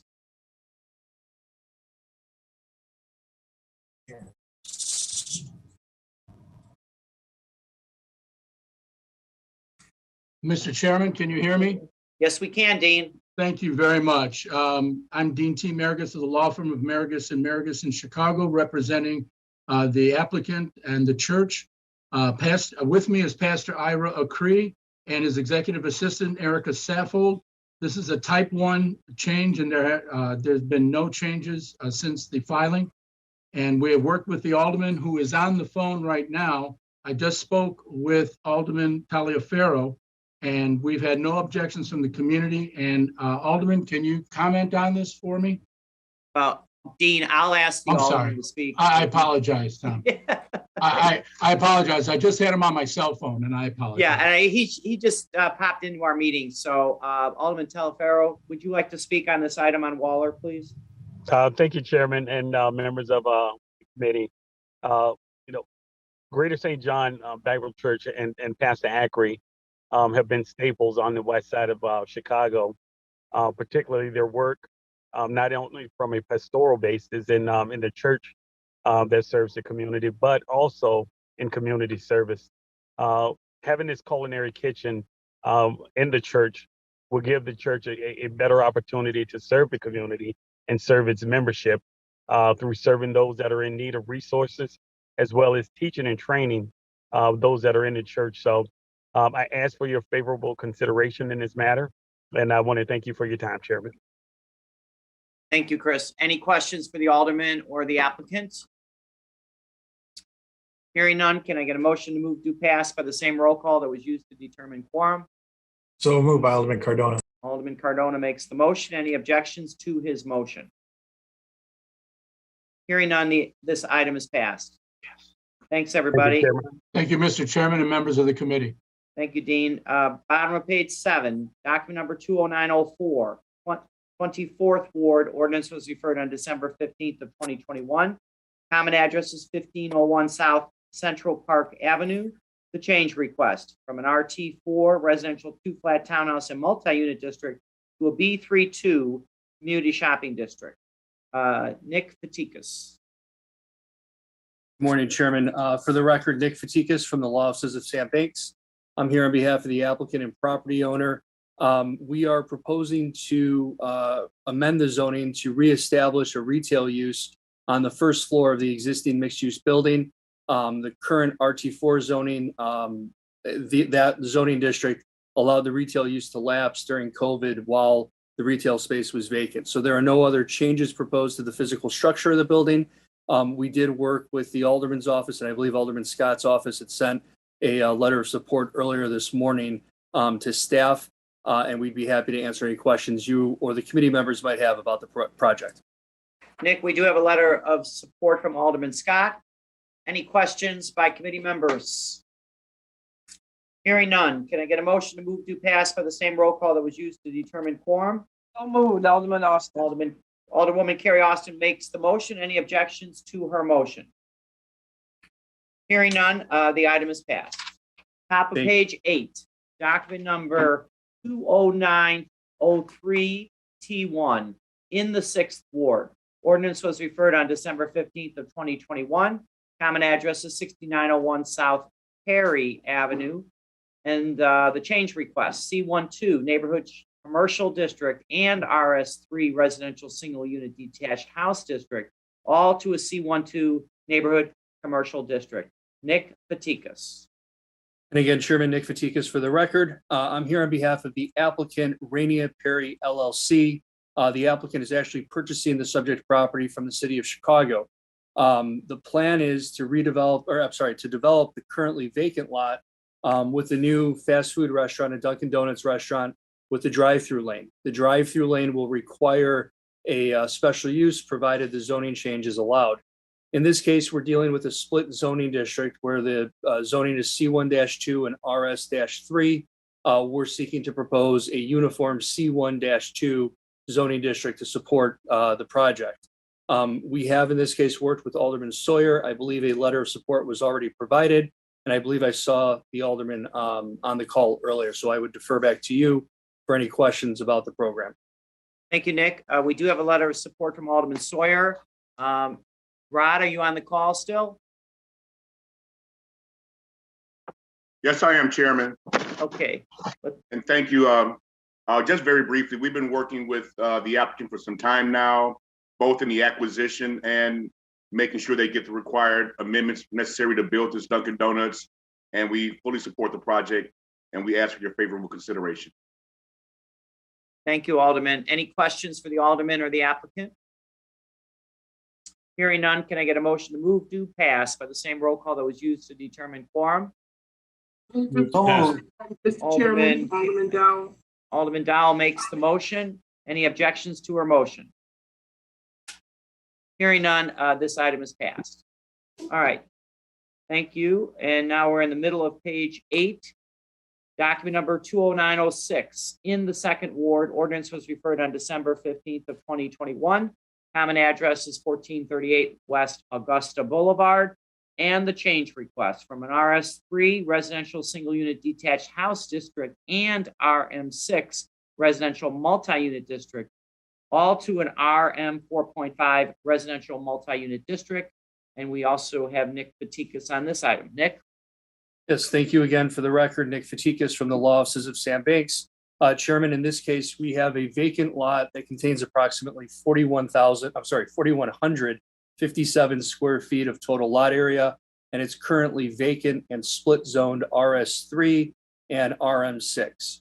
And the property owner is proposing to develop the property with a new 4-story, 3-unit residential building. In order to establish a consistent underlining zoning district, we're seeking a zoning change to a consistent or uniform RM 4.5. We have worked with Alderman Hopkins' office as well as the Eckerd Park Community Council, and I believe letters of support for this matter as well as the next matter were provided to staff earlier today. All right, we do have a letter of support from Alderman Hopkins. Questions for the attorney? Applicant? Hearing none, can I get a motion to move to pass by the same roll call that was used to determine quorum? So moved. Alderman Cardona makes the motion. Any objections to his motion? Hearing none, this item is passed. Now we're on the bottom of page 8, also in the second ward, document number 20905. Ordinance was referred on December 15th of 2021. This common address is also on Augusta, but it's 1458 West Augusta. Change request, RS3, residential single unit detached house district, and RM6, residential multi-unit district, all again to an RM 4.5 residential multi-unit district. Nick Fatikas on the item. Again, Nick Fatikas for the record. Chairman, I'm here on behalf of the same applicant and property owner as the last matter. The subject property at 1458 West Augusta is currently vacant and contains 3,897 square feet of total lot area. The applicant is proposing a very similar building design, a 4-story, 3-unit residential building at the subject property. In order to permit the project, we're seeking a zoning change to establish a uniform RM 4.5 zoning district. Again, we have worked with Alderman Hopkins' office as well as the Eckerd Park Community Council. And as I mentioned, I believe a letter of support should already be on file with staff.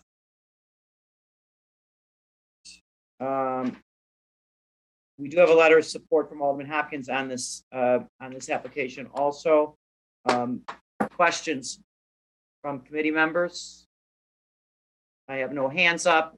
Can I get a motion to move to pass by the same roll call that was used to determine quorum? So moved by Alderman Cardona. Alderman Cardona makes the motion. Any objections to his motion? Hearing none, this item is passed. Now we're staying in the second ward, top of page 9, document number 20888. Second ward, ordinance was referred December 15th of 2021. Common address is 1714 West Beach Avenue. The change request from an RT4 residential 2-flat townhouse and multi-unit district to an RM 4.5 residential multi-unit district. And we have Nick Fatikas again. Thank you, Chairman. Again, Nick Fatikas for the record. I'm here on behalf of the applicant and property owners, Corey Faulkner and Melissa Sweezy. They currently and actually have lived at the subject property, which is developed with the single family home since about 2013. The zoning lot is actually substandard. It measures 24 feet wide by only 100 feet deep. And the owners are looking to permit a partial third floor and rear addition to the property. In order to permit the additional floor area as well as building height, they're seeking a zoning change to an RM 4.5 district. The applicants, again, have been in the neighborhood for quite some time and met with a number of their immediate neighbors. And I believe 7 or 8 letters of support were provided to Alderman Hopkins' office. And based on that outreach, I believe the Alderman has also provided a letter of support for the requested zoning change. Nick, we have received a letter of support from Alderman Hopkins. Do we have any questions, comments from committee members? Hearing none, can I get a motion to move to pass by the same roll call that was used to determine quorum? So moved by Alderman Cardona. Alderman Cardona again makes that motion. Any objections to his motion? Hearing none, this item is passed. And we're going to read into the record, but I want to make sure. Alderman Hopkins, are you on the call? I am, Mr. Chairman. Okay, let me read this in the middle of page 9. It's document number 20628, T1, in the second ward. Ordinance was referred on February 24th of 2021. The common address is 1628 through 1630 North Wells. The change request from a B11 neighborhood shopping district to a B35 community shopping district. And we have Nick Fatikas. For the benefit of our committee members, there was public comment period on this item from Americana Towers, I believe was the condominium that is nearby. And staff, do we have other electronic? We did receive electronic indication from another gentleman. He was opposed. Okay, so we have a couple of objections on the record. Nick, would you present the application, please? Yes, sir. Again, for the record, Nick Fatikas from the law offices of Sam Banks. I'm here on behalf of the applicant, 1628 North Wells LLC. The applicant owns the subject property at 1628 through 30 North Wells Street. Mr. Chairman, before I speak to the specifics of the proposal and the details of the surrounding area, I'd like to advise the committee on the procedural history of this application. As you can see from the agenda, the matter was initially introduced at City Council on February 24th of 2021. The matter was deferred from public hearing by the Alderman in March of 2021 so that additional conversations could be had regarding the proposal. On July 16th of 2021, my office filed a substitute ordinance and substitute type 1 narrative correcting the description of the existing zoning designation for the subject property. Revised notice letters were sent to property owners within 250 feet of the subject property, and I believe committee staff republished the correct change request. Still, the matter was deferred from consideration by the committee in August and September of 2021. Given that more than 6 months had lapsed since our initial filing and introduction, the zoning change application was deemed denied pursuant to section 1713-0309 of the ordinance. At that point, the applicant retained litigation counsel and filed a lawsuit in the Circuit Court of Cook County challenging the denial. Now, our matter was recalled and deferred again in December of 2021. And as you know, it's being recalled for hearing today. And we believe that the applicant or the application has already been denied by process of the ordinance. Still, we intend to preserve our rights and, of course, participate in today's hearing with the committee. So with that background in mind, and now with respect to the proposal, the subject property consists of an irregularly shaped zoning lot that contains 8,737 square feet of total lot area.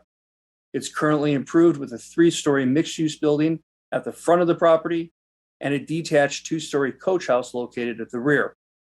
The applicant is proposing to take down the existing buildings and develop the property with a new 7-story mixed-use building that will contain retail space at grade and a total of 48 residential units above. The subject property is a transit-served location based on its proximity to the Sedgwick CTA station, and no off-site parking will be provided. In order to permit the project, the applicant is requesting a zoning change from the current split-zoned RM5 and B1-1 zoning district to a uniform B3-5 zoning district. It's important to note that the subject property is the only split-zoned zoning lot on the west side of this segment of North Wells Street. The split zoning designation imposes inconsistent bulk and use restrictions on the subject lot with respect to floor area, the minimum lot area requirements, setbacks, and even use of the building's first floor. For example, the RM5 zoning allows a 2.0 FAR and a 400 square foot minimum lot area ratio to establish residential density. However, B1-1 zoning allows for a 1.2 FAR and requires 2,500 square feet of lot area for residential density. Similarly, the RM5 zoning district does not allow for the establishment of retail uses within the district. However, B1-1 zoning allows retail uses and actually restricts residential uses to floors 2 and above. Per the ordinance, where there's a conflict between the bulk and the density standards in a split zoning district, the permitted or allowed uses are controlled by the more restrictive zoning classification. So in this case, the split zoning district restricts the development rights of the subject property to those of essentially a residential 3 flat, while still requiring special use approval for the ground floor, which is absolutely inconsistent with the neighboring zoning districts and land uses. To that point, 1636 through 40 North Wells, which is the property located immediately north of the subject property, is located in a B3-5 zoning district. That property is improved with Americana Towers, a 32-story mixed-use multi-unit condominium building. 205 West Eugenie, the next property to the north, is located in a C1-5 zoning district. That property is improved with a 3- and 4-story mixed-use building along Wells and residential townhomes at the rear. Now, to the south of our site is 200 through 222 West North Avenue, which is commonly known as Piper's Alley. That property, again, is immediately adjacent to the subject property to the south. That residential plan development has a base FAR of 5.5 and a density allowance for 480 residential units. The general trend of -5 zoning extends along the south side of North Avenue and along both sides of Wells Street south of North Avenue, where again, B3-5 zoning is the predominant base zoning district for these properties. We respectfully ask the committee to extend the predominant base zoning district in the immediate area to include the subject property, which again, today is the only split zoned low density lot in that same area. And with that, we'd be happy to answer any questions you might have about the project. I'd also point out for the record that the slideshow or the slide presentation was presented. Our architect is on the call and can speak to that, specifically not only the proposed building plan, but we included elevations that show the context of our building with the neighboring structures along the west side of Wells Street. And Chairman, again, we'd be happy to answer any questions you or the committee members might have about the project. Nick, do we have substitutes to pass before we get to the meat of the? Yeah, so again, as I stated in my summary, we did file a substitute ordinance back on July 16th of 2021 because the case had not been called to hearing by the committee. It had been deferred. I believe that action still needs to occur. So we need to move the substantive narrative and plans for the type 1 application, correct? And the substitute ordinance and narrative. So we have to have two separate. We have to have two separate motions. So on the motion to accept the substantive narrative and plans for the type 1 application, or the same roll call that was used to determine quorum, who's making that motion? Alderman Cardona will make that motion. Okay, Cardona makes the motion to accept the substantive narrative and plans for the type 1 application. Any objections to that? None. Okay, so the substantive narrative and plans have been accepted, but we also need a motion. Correct me if I'm wrong. We're going to need a motion to accept the substitute on the ordinance by the same roll call that was used to determine quorum. So that's the second half of these procedural mechanisms. So can I get a motion to move the substitute on the ordinance by the same roll call that was used to determine quorum? Alderman, Chairman. Who is that? Alderman Raboyes makes the motion to accept the substitute by the same roll call that was used to determine quorum. Any objections to that?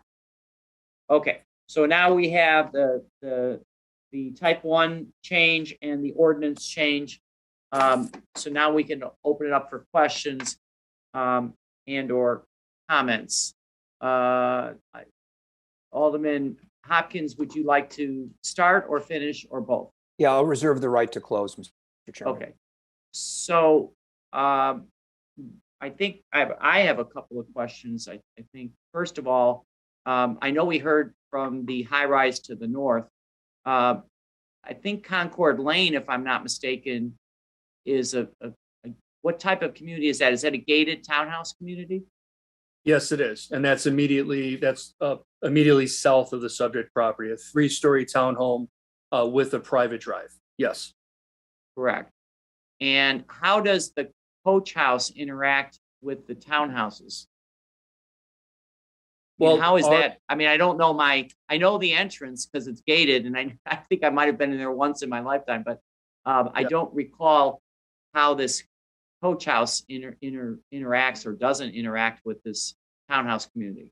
So the coach house is effectively behind or north of the townhome community.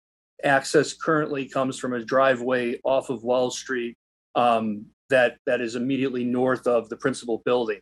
If you can go back to the survey, the property, when I described it as being irregularly shaped, it's 50 feet wide at the front and it narrows at the rear. So if you're looking at the survey, Chairman, the 2-story building, that's really the focus of the left half, that area, correct, is the coach house. And then the shaded area directly south of that or below it, so if you were to go in that area, correct, is the townhome development. Right. So there's currently, again, they're separate but adjacent buildings. Right. But we are, if this ordinance passed, we are doing the entire lot to a B35. Correct. So, I'm sorry, Chairman, Okay. because right now the front half of the lot is zoned B1-1, and the rear of the lot, the narrower section of the lot, is zoned RM5. So it's a split district. but why in my narrative do I only have B11 for the entire application? Well, that was the correction made in July when we filed the substitute ordinance and sent out the revised notices. Staff, are you okay with it? Okay. All right. But, from a practical point of view, and I don't know if the developer has showed, what does the rear look like under the proposed development, especially where that coach house is?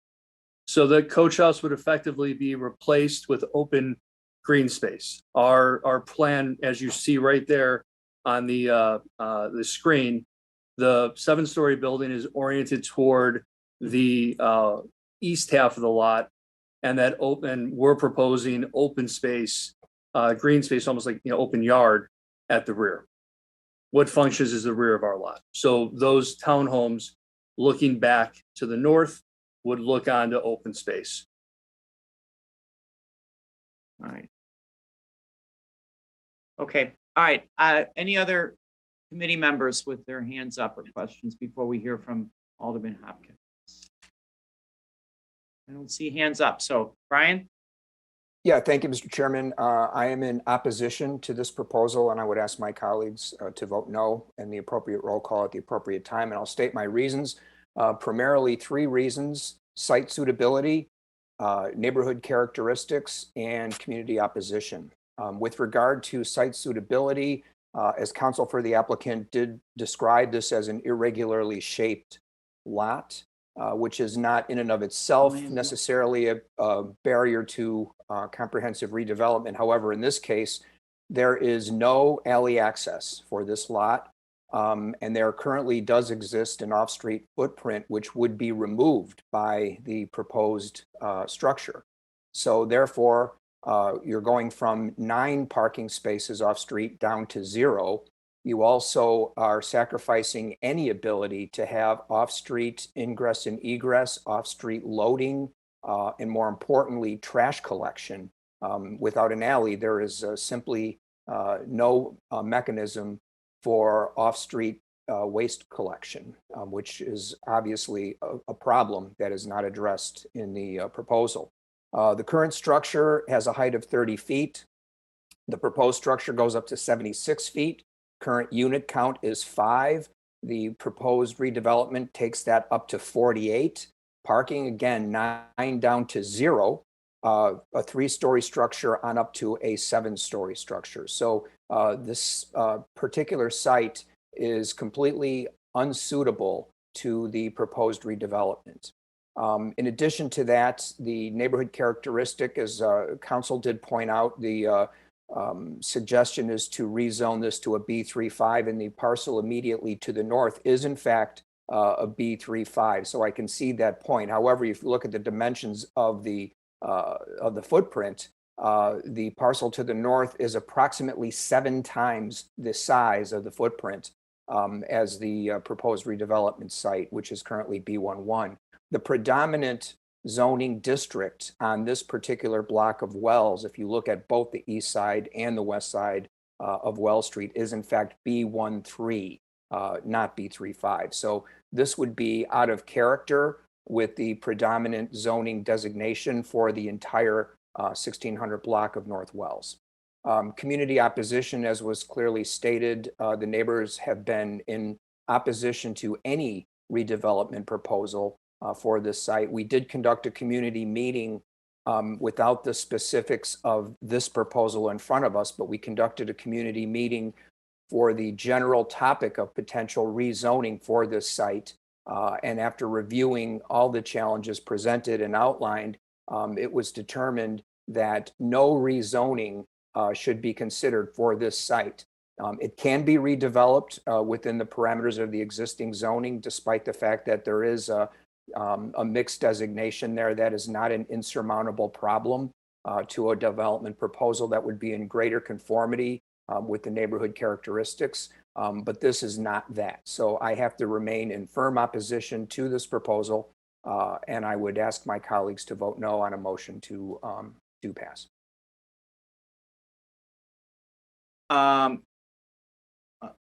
Okay, Alderman, before, and I'm going to ask for a roll call on this, but I have one other comment. I actually used to live a couple blocks away on LaSalle years ago. I always felt that this Americana Towers was out of character, but obviously it's been built 50 or 60 years ago. Would I be correct saying that north of North Avenue on both sides of Wells, that you don't have anything like this building that Americana Towers represents? That would be accurate. Now, south of North is another issue. You know, that's actually, if I'm not mistaken, in Walters. Some of that's in Walters, but so yeah, even though the building has been there for, I'm sure, 50 to 60 years, it is, in my opinion, uncharacteristic for Wells on this portion from North Avenue north. And most of the high rises of this sort are on LaSalle or Clark, north of North Avenue. That would be accurate. Okay. All right. All right. So I'm sorry. Anthony Beal. Yeah, Mr. Chairman, I just want a motion do not pass on this item. All right. So we have a motion do not pass by Alderman Beal. Is there any objection to that motion? Yeah, Mr. Chairman, I'm fine with either way. If we have a do not pass motion, I would ask my colleagues to support the motion. If we put a do pass motion, I would ask my colleagues to vote no. That's semantics. Either way, it gets us to the same point. So I have no preference with. Well, the motion's on the floor by Alderman Beal to do not pass. Any objections to his motion? Mr. Chairman, can I ask one question? Alderman Burnett. Yeah, thank you. So you said that with the new development, if it was going to be built, it would have how many units? I think it's 48. 48. And so would it have to have 20% affordable also? I believe so. Okay. All right. Thank you. All right. Any other questions? So again, Alderman Beal has a motion on the floor. Move do not pass. Any objections to that motion? Hearing no objection, this item will not pass out of committee and obviously will not be reported out at the council meeting. All right. Thank you, Next. colleagues. All right. Thank you. Let's see, bottom of page 9. Document number 20891 in the 21st Ward. Ordinance was referred on December 15th of 2021. Common address is 8613 South Marshfield, and the change request from an RS3 residential single unit detached house district to an RT 3.5 residential 2-flat townhouse and multi-unit district. We have Howard White on this application. Yes, good afternoon, Chairman. I'm actually requesting a zoning change from an RS1 to an RT 3.5. I believe you have a copy of the Alderman's approval, Alderman Brookins. And this is actually converting a dwelling unit from a 2-unit to a rehab 3-unit for the basement garden apartment. And I'm requesting a favorable vote on this change if possible. All right, Mr. White, I know we have a letter of support from Alderman Brookins on this item. So it seemed the existing building has how many units? It currently has 2 units, and the you're requesting to basically build out the basement unit for a total of 3 units. That is correct. Okay, and again, we have gotten verification and support from Alderman Howard Brookins. Any questions for the applicant? Hearing none, can I get a motion move to pass by the same roll call that was used to determine quorum? So moved by Alderman Cardona. Alderman Cardona makes the motion. Any objections to his motion? Hearing none, this item is passed. Thank you, Mr. Chairman. White. Thank Good you. luck. Thank you very much. All right, top of page 10, document number 20885. I'm sorry. Steve from Department of Planning. Yes, sir. Yeah. Hi, Alderman Steve Valenziano, Department of Planning. It has just come to my attention, and I don't know if Nick Fatikas is still on the call, but case number 20890 was passed by committee. It was a zoning change from an M2-2 to a C3-3 at 5435 North Walcott. That property is within an industrial corridor, and it triggers section 17-130401, where it would need to go to Plan Commission for a hearing and recommendation before it comes to this body. Right. And it just came to my attention now. Right. Well, it's come to our attention too. It's in the industrial corridor, correct? Yes. And therefore it needs to go to Plan Commission. So we're going to hold it in committee, and we will. Is the alderman aware of that also? Okay. And then we'll recall it after, if and when it. Okay, so we'll obviously it's got to go back to Plan Commission. Then we'll recall it if it has a successful motion at Plan. Correct, Steve? Correct. Okay, thank you. All right, let me see. We are on the top of page 11. I'm sorry, top of page 10 in the 11th Ward. 20885. 11th Ward ordinance was referred on December 15th of 2021. Change request, address 3008 South Wells, and the change request from an RS3 residential single unit detached house district to an RT4 residential 2-flat townhouse and multi-unit district. We have Tyler Manick on this in the 11th Ward. Tyler.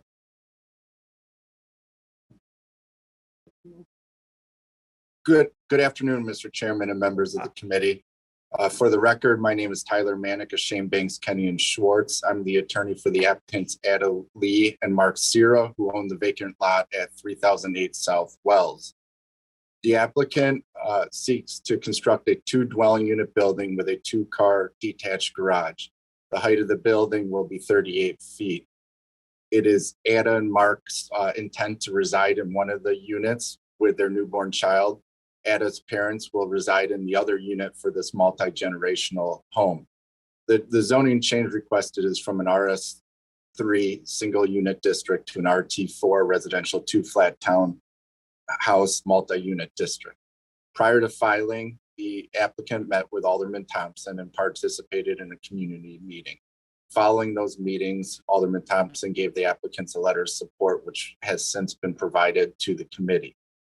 With the support of the alderman, the applicant respectfully requests this committee's favorable recommendation to approve the zoning map amendment of 3008 South Wells to an RT4 zoning district, and I'll be happy to answer any questions. We do have a letter of support from Alderman Thompson. Any questions, comments from committee members? Hearing none, can I get a motion to move do pass by the same roll call that was used to determine quorum? Alderman Cardona. Alderman Cardona makes the motion. Any objections to his motion? Hearing none, this item is passed. Middle of page 10, document number 20894 T1 in the 10th Ward. Ordinance was referred on December 15th of 2021, and the common address is 10301 through 10347 South Torrance Avenue. And the change request from an M11 Limited Manufacturing Business Park District to C21 Motor Vehicle Related Commercial District. Paul Kolpak is on the call on this one. Good afternoon, Mr. Chairman, members of the board. My name is Paul Kolpak with offices at 6767 North Milwaukee Avenue. I represent the applicants Lariba Group LLC and ATG LLC. The applicants are seeking a map amendment from the M1-1 Limited Manufacturing Business Park District to that of C2-1 Motor Vehicle Related Commercial District in order to allow for the redevelopment of two commercial uses. The applicants propose to erect a 7,067.06 square foot two-story gas station, mini mart with accessory car wash, and a one dwelling unit on the second floor. The proposed two-story gas station mini mart with accessory car wash will have 10 off-street parking spaces with one ADA accessible space included. The applicants also propose to demolish the existing 2,244.44 square foot one-story restaurant building in order to erect a new 14,993 square foot retail strip mall with 27 off-street parking spaces. Subject lot is 83,376 square feet. We do have a letter of support from Alderman Garza. We're prepared to answer any questions. We do have a letter of support from Alderman Garza. Any questions, comments from committee members? No hands up. Can I get a motion to move do pass by the same roll call that was used to determine quorum? I'll move.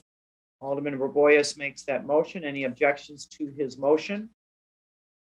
Hearing none, the item is passed. All right. Thank you very much. Be healthy. All right. Let me just stop for a second here. Alderman Rodriguez, are you on the call? Yes, sir. Thank you, Mr. Okay. Chair. Shall we move to your item based on your request? Okay, that's what we'll do then. All right, we're going to take it out of order. Committee members, we are going to page 12, middle of page 12. And this is document number 20869 in the 22nd Ward. Ordinance was referred on November 17th of 21. Common addresses 3201 through 3345 West 31st Street and 3100 through 3258 South Kedzie Avenue. And the change request is C13 Commercial Manufacturing and Employment District, M33 Heavy Industry District, and Institutional Business Plan Development number 1212, all to a C25 Motor Vehicle Related Commercial District, then to the Residential Institutional Business Plan Development. If Lenny Asaro is on the call, we're gonna. Is he in? Lenny? I am here. I'm here, Okay. Chairman. Talk about this exciting project in the 22nd Ward. Thank you very much, Chairman. Good morning, afternoon to the committee members. My name is Lenny Asaro. I am a partner at the law firm of Faegre, Drinker, Biddle and Reith LLP, located at 320 South Canal, Suite 3300, Chicago, Illinois. We represent the applicant, Chicago Southwest Development Corporation, which is an Illinois not-for-profit corporation. Also present, Chairman, are the following individuals. Guy Medaglia, who is the president and CEO of the applicant and the president and CEO of St. Anthony Hospital. Next, Grace Rapp, managing principal of HDR Architects. And then lastly, Tom Trenalone, design director of HDR Architects. They are available if there are any questions of them. This plan development application was considered and recommended for approval by the Plan Commission at its public meeting held on January 20th, 2022. Chairman, I respectfully request that the records from the Plan Commission be incorporated into the record of this committee meeting. Cardona moves to incorporate the records from the Plan Commission by the same roll call that was used to determine quorum. Any objections? Hearing none, the records are now incorporated. Continue. Thank you, Chairman. The project is for the expansion of the boundary of PD 1212, increasing the net site area from 10.8 acres to 28.89 acres. The application is to rezone the site from institutional business plan development 1212, ultimately to a C25, and then to institutional business amended business plan development 1212.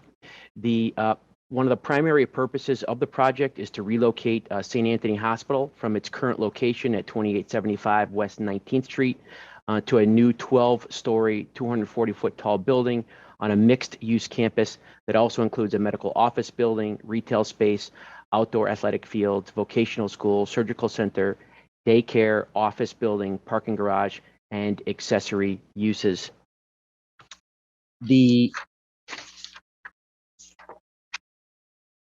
You could turn to slide 3. Thank you. With respect to, actually, it's slide 3 and what I sent. Anyway, I'll just give a summary of it. This particular project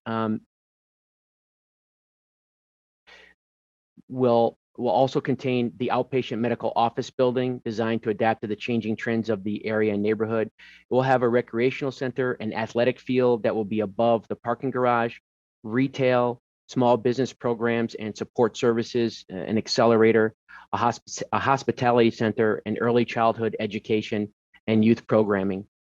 It would also include a wellness program. Next slide. This particular project will actually have be broken up into sub areas. It'll be sub area A, B, C, and D.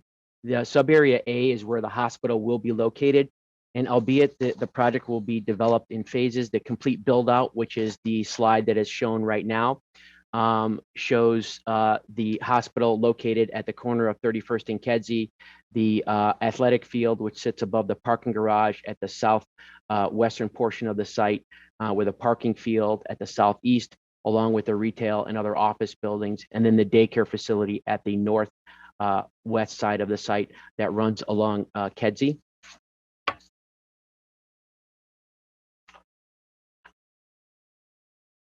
And if we could turn to the last 2 slides that we had sent over there, basically it's the view from view from northeast massing plan, as well as a view from northwest massing plan. Chairman, the applicant has worked closely with Alderman Rodriguez of the 22nd Ward, the community, DPD, and CDOT on the refinement of this project. Albeit the timeline, as reported to the Plan Commission, was April of 2021. This is a project that has been long in the making, and the hard work of Guy Medaglia and the whole team at CSDC to acquire the land that ultimately will comprise this 30-acre site. Last year, the city and CSDC entered into a redevelopment agreement whereby CSDC will be acquiring the former Washburn Trade School site located at the southwest corner of 31st and Kedzie. But since April, the team has met consistently with DPD. This project has had multiple community meetings and has received substantial and overwhelming support from the community led by Alderman Rodriguez. on behalf of the applicant, I do wish to point out and thank Alderman Rodriguez for his diligence and hard work on this project, not only during the time that he was alderman, but he's been around this project and familiar with it and supportive of it even before becoming alderman. His staff, I want to thank Brian Hacker from DPD, Noah Safraniak, Gerardo Garcia, zoning administrator Patrick Murphy, and of course, Commissioner Maurice Cox for their work and feedback that helped to refine this project since April of last year. Thank you, Chairman. Alderman Mike Rodriguez. Thank you, Chairman Tunney. Thank you, Lenny Asaro, for the presentation.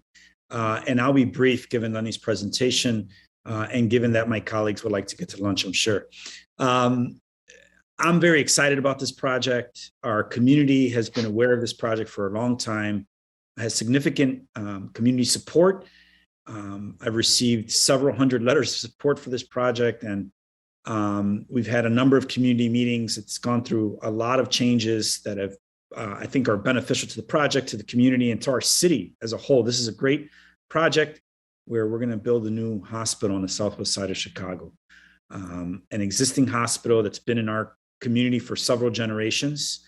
Will continue to be in our community. I'd like to let my colleagues know that St. Anthony Hospital, through a Chicago Tribune study, was the #1 hospital. The highest percentage of those receiving their vaccinations were from the hardest hit communities. And they have a significant amount of charity care. We welcome them to to continue to be in our community. And I ask the favorable consideration of my colleagues after the unanimous and enthusiastic support of the Plan Commission. Thank you, Mr. Chair. Thank you, Alderman, an exciting, ambitious project. Just for the record, what the existing St. Anthony's is how far from the site? It's a little over, this is Guy Medallia. It's just a little over 1 mile. Okay. Because I know at Plan Commission, it came up about any kind of adaptive reuse of the hospital. Yes, and it will be. As I mentioned at DPD meeting that I have several individuals looking at it. The lead individuals looking at it will turn it into a senior center. Okay. And the reason being is because it's close to the train line and across from the park, and the way the rooms are set up, they felt that it was laid out for them. And they will be serving the community at that site, and I would assume relatively seamless transition. I know this is an ambitious project, so. Correct. Yeah, well, relatively seamless. It will be planned as part of the transition. That's our objective. We do not want, nor would we recommend to either one of the two individuals looking at the property to leave it vacant for any period of time. We would do it almost, I hate to use the word seamless, but very, very tight and very close. So that would be very important. All right. Thank you.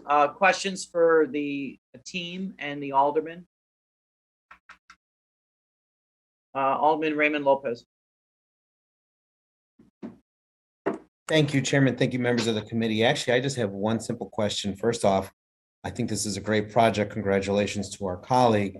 But will any work be done to improve Kedzie Avenue access to the Stevenson Expressway? Because I know that issue, I'm sure that'll be a highly used exit ramp.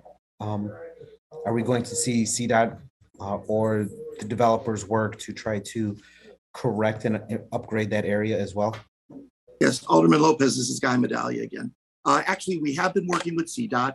I have made multiple trips. Actually, the latest one was in November to talk about support for not only Kedzie, but also a ramp for 55 for easy ingress and egress. So yes, and by the way, a lot of good support on this. Support hasn't been the problem with that. It just got to get started. By the way, Alderman, I'm sorry. Go ahead, Alderman. Chairman, if I may. Thank you, Chairman. Thanks for the question, Alderman. I really appreciate the support. It's taken very well. The one other thing I might add to the interest of my colleagues is that, this is formerly an industrial corridor, and now what we have here is, the opposite of that, building public benefits, hospital and community space here. So it's very exciting. But yeah, a part of what we're thinking about is traffic and congestion, particularly truck traffic as it moves through this community. And thanks for the question. All right. And Alderman Lopez, that there was just to also answer direct, part of the PD statement includes traffic management improvements for signalization. So we've worked closely with CDOT, and that will be implemented. Part of the project, there'll be a dedication of some of the land along 31st and Kedzie. Thank you. Thank you, Chairman. Thank you. Alderman Pat Dowell. I thank you, Mr. Chairman. I might have missed this in the presentation, so I hope this may be an appropriate question. There's a current St. Anthony's Hospital. This is not a replacement for that. This is an additional facility, correct? Yes, that is correct. This is the existing St. Anthony Hospital. We will be moving our employees only into a brand new state of the future facility. So will you still maintain an emergency room? Will you have? Oh, absolutely. This is not going to be like other. This is the same leadership team, same board of directors. The hospital actually, although it's going to keep the same number of beds, we're going to go from 2 beds per room to single bed occupancy. And we're going to, lay this out with the help of the community and our employees much more efficiently. But everything's the same. The emergency department, we will still continue with a children's hospital as well as an adult hospital, only with a lot of improvements. Everything the same, but improvements. Behavioral health facility, all that will be included. Ultimately, they're going to. All right, and then can you just tell me how many beds you have now? And yes. The last question would be the recreation center that you're, the gymnasium and the swimming pool. Is this a membership-based center, or is this just open to the public? It actually is. It's going to be funded. Okay, so one of the important things is Chicago Southwest Development Corp is going to take any earnings after expenses and put it back into a charitable fund to fund a lot of the community programs on the campus project as well as off project. So we are actually in talks with a not-for-profit organization now to actually help us run the recreational facility. And then in addition to that, on the recreational side, we'll be using some of it for our rehab patients that will need things like, the gym or the swimming pool as part of their rehab program. Okay, well, I focused on the sanctuary for at-risk youth, and just wanted to be clear on this is not a membership-based recreational center. This whole campus. Yes or no? This whole campus was designed for the youths of the program. So that is very important to know. And, as for example, Lawndale Christian, they have a community center with workout equipment. There is a very small, slight fee that is paid, but nowhere near a gym or a for-profit type of establishment. Cost for the fees would be to maintain the equipment, keep it clean. Those are the only things that we would be looking at. All right, so the answer is there will be some fee. Oh, I hear what you said. How many beds? 151. Okay. Thank you, Mr. Chairman. Any other questions, comments? If not, can I get a motion to move to pass by the same roll call that was used to determine quorum? So moved, Alderman Lopez. Alderman Lopez makes the motion. Any objections? Hearing none, this item is passed as revised. Thank you, Chairman. Chairman Thank you. Dowell, Thank you, I know Chairman. you have an important committee hearing up and you'd like to be heard next, so I'm going to move to you. And that is, Thank you, Mr. Chairman. what's our page for? We're on page 13. And this is document number 20729, 8th Ward. Ordinance was referred on May 26th of 21. Common address 9619 through 9645 South Cottage Grove Avenue. Change request, M12 Limited Manufacturing Business Park District to an RM5 Residential Multi-Unit District, and then to a plan development. We have Carol Stubblefield on this application. Carol.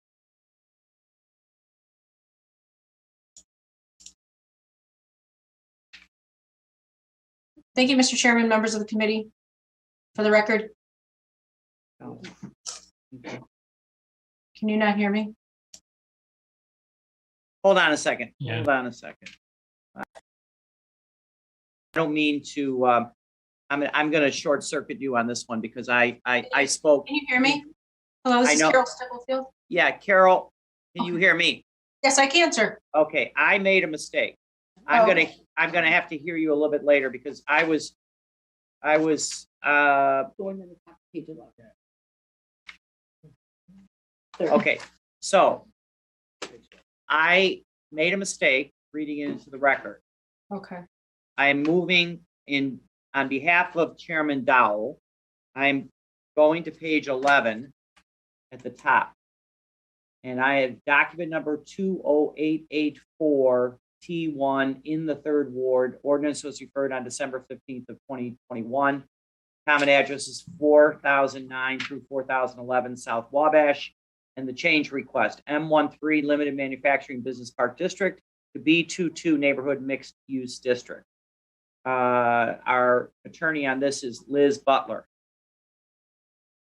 Thank you, Mr. Chairman and members of the committee. My name is Liz Butler. I am a partner with the law firm of Elrod Friedman, LLP, located at 325 North LaSalle Street in Chicago. Our firm represents the applicant in this matter, Link Holdings, LLC. I'm joined today by DeAndrea Anderson, who is the COO of the applicant. The applicant is requesting a rezoning of the subject property. This, I think, is not our presentation that was showing on the screen. I'll wait as you guys tee that up. Our property is 4009 through 4011 South Wabash Avenue, and the change request is a request to go from the M13 Limited Manufacturing Business Park District to the B22 Neighborhood Mixed Use District. The subject property is vacant and unimproved. It's a parcel of land that's owned by the city of Chicago. The applicant is seeking to acquire the property from the city in order to incorporate it into its adjacent site, which is zoned as part of the B22 district. The applicant owns and operates Halo Security Group, which is a minority and veteran-owned security guard company that serves the Chicagoland area and the Midwest region. Halo's offices are, that's ours.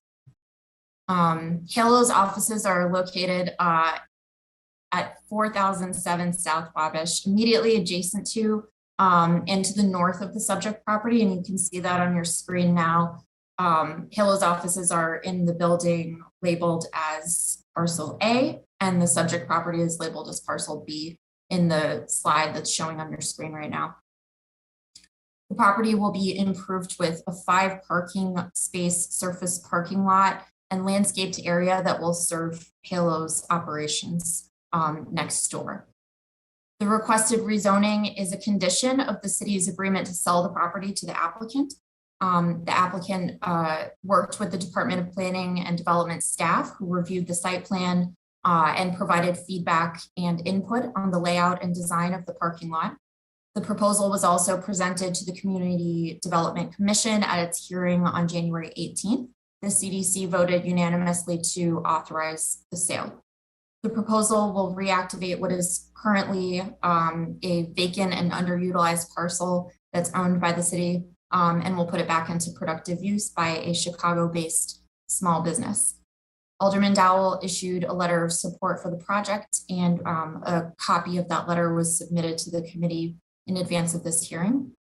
We thank the committee for its favorable consideration of this matter and respectfully request your recommendation of support for this request. And our team is available to answer any questions that the committee might have. Thank you, Liz. Alderman Dowell. Thank you, Mr. Chairman, for moving this up on the schedule. I want to thank the applicant and for his investment in this community. This is very simple zoning change to allow the applicant to provide a parking space for the business, which has been in our ward for a few years. Thank you. All right, questions for Alderman Dowell or the applicant? I don't see any hands up. Can I get a motion to move do pass by the same roll call that was used to determine quorum?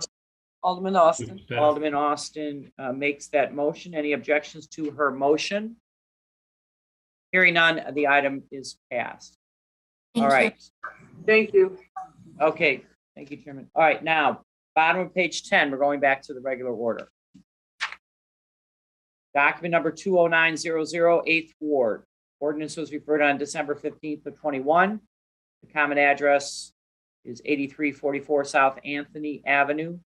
And the change request from an RS2 residential single unit detached house district to an RT4 residential 2-flat townhouse and multi-unit district. We have Chandra Logan. Good afternoon. Good afternoon. My name is Chandra Logan. Can everyone hear me? We can, Chandra. Proceed. Okay, yes. My name is Chandra Logan. I have a residence at 8344 South on Anthony, and I'm requesting to rezone from a single family, a RS2, detached to a RT4 residential 2-flat, 2-story, with three dwelling residents utilizing the basement. That's what it is, utilizing the basement. And how have you interacted with the alderman or the community or neighbors? Yes, I did. I sent out all of the proper documents in regards to notifying the neighbors. I received one call. She just wanted to make sure we weren't rezoning the entire block. From my understanding, I was under the assumption that the letter to the alderman came from zoning, because when I did go into the alderman's office to seek their approval, they said that I requested a letter at that particular time, and they said that they would receive a letter through zoning. So I'm sorry if that was something that I had to pick up on this end. No, I wanted to know how you went about the process, and you did it in the correct way. Your immediate neighbors are aware, the alderman is aware, and we have received a letter of support from Alderman Michelle Harris. Oh, well, thank you. So with that, do we have any questions, comments from committee members? Move to pass, Chairman. Hearing none, Alderman Raymond Lopez moves to pass by the same roll call that was used to determine quorum. Any objections to his motion? And hearing none, the item is passed. Good luck to you, Ms. Logan. Thank you. All right. Everyone on this line, please be safe. Thank you. All right, middle of page 11. We are on document number 20375 in the 26th Ward. Ordinance was referred on April 22nd of 2020. Common address on this case is 1201 through 1209 North California Avenue. Also 2744 through 2758 West Division Street. The change request from a B11 neighborhood shopping district to a B35 community shopping district, and then to the planned development. We have Steve Friedland on this case. Good afternoon. Let me make sure I'm in. I think I am now. You're in and loud and clear. And Excellent. Think we have Thank slides, you so much. right? Yes.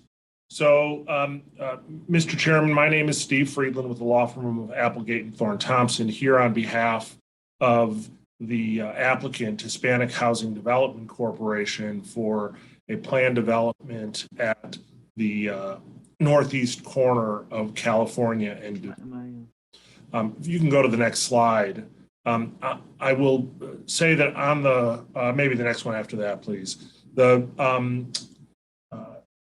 I have with me on the call from Hispanic Housing, Paul Roldan, who is the president of Hispanic Housing, Steve Poros, who's their vice president of real estate development, and Ken DeMuth, our architect from Papa George Hames. This project, which is located on the Paseo Boricua at the location I mentioned, Division in California, intends to be a 64-unit development, 9 stories, directly across from Humboldt Park. This is a 100% affordable development. And why don't you go to the next slide, which I think is the building. So here's the building. Hispanic Housing has been in existence for over 40 years, and its mission is to develop affordable housing in Chicago's Latino neighborhoods. This project, which is on the western edge of the Paseo, is important to Hispanic Housing because they feel it really will be the western anchor of a revitalization of the Paseo. It will offer residents significant walkable amenities and transportation opportunities. We have worked for a long time on this project. We've worked with Alderman Maldonado and many other local partners for several years. As many of you know, these affordable developments take a long time to come together. And this one is no exception, but it really was a result of Alderman Maldonado's guidance and strong conviction to see a building like this on the Paseo across from Humboldt Park. Why don't we go to the next slide? Let me give you some of the details of the project. So the project, as I say, is 100% affordable. This shows the breakdown of the affordable units. We have units at the 30%, 50%, and 60% AMI levels. But as you see, there's almost half of the units are at the 30% AMI level. In addition, the unit mix on this, and Mr. Chairman, as you know, I present a number of affordable developments for our clients to the committee.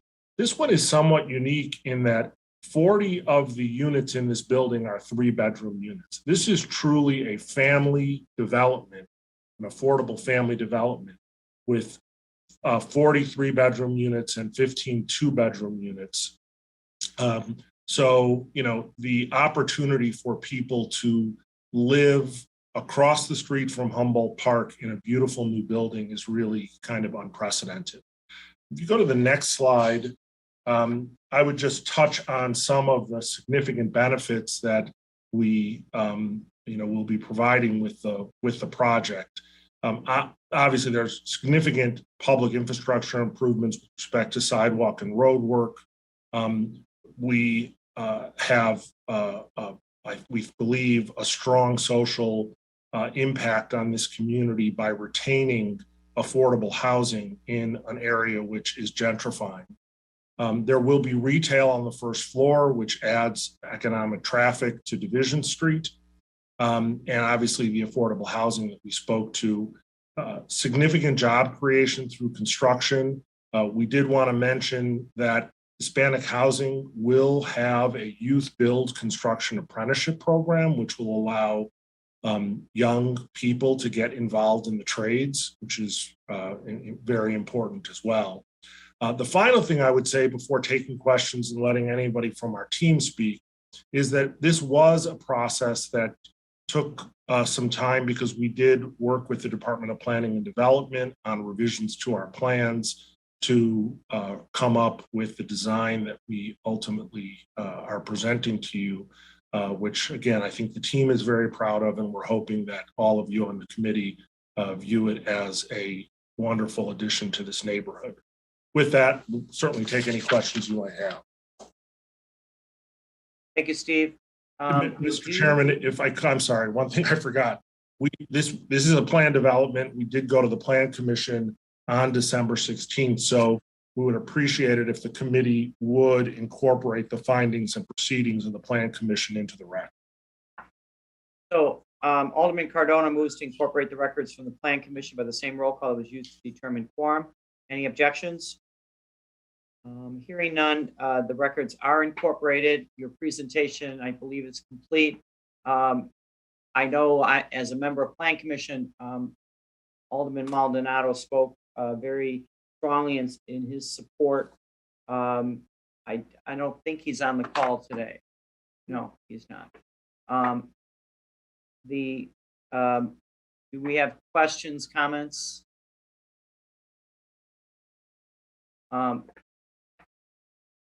Hearing none, can I get a motion to move to pass by the same roll call that was used to determine quorum?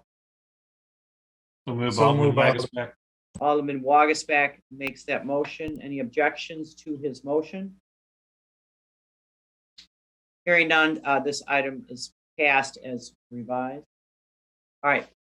Congratulations. Thank you very much. Yep. All right. Thank you. Now we're on the bottom of page 12, document number 20773, 11th Ward. Ordinance was referred on June 23rd of 21. Common address is 3900 South Normal. The change request, M23 Light Industry District to a plan development. We have Barry Ash on this with slide.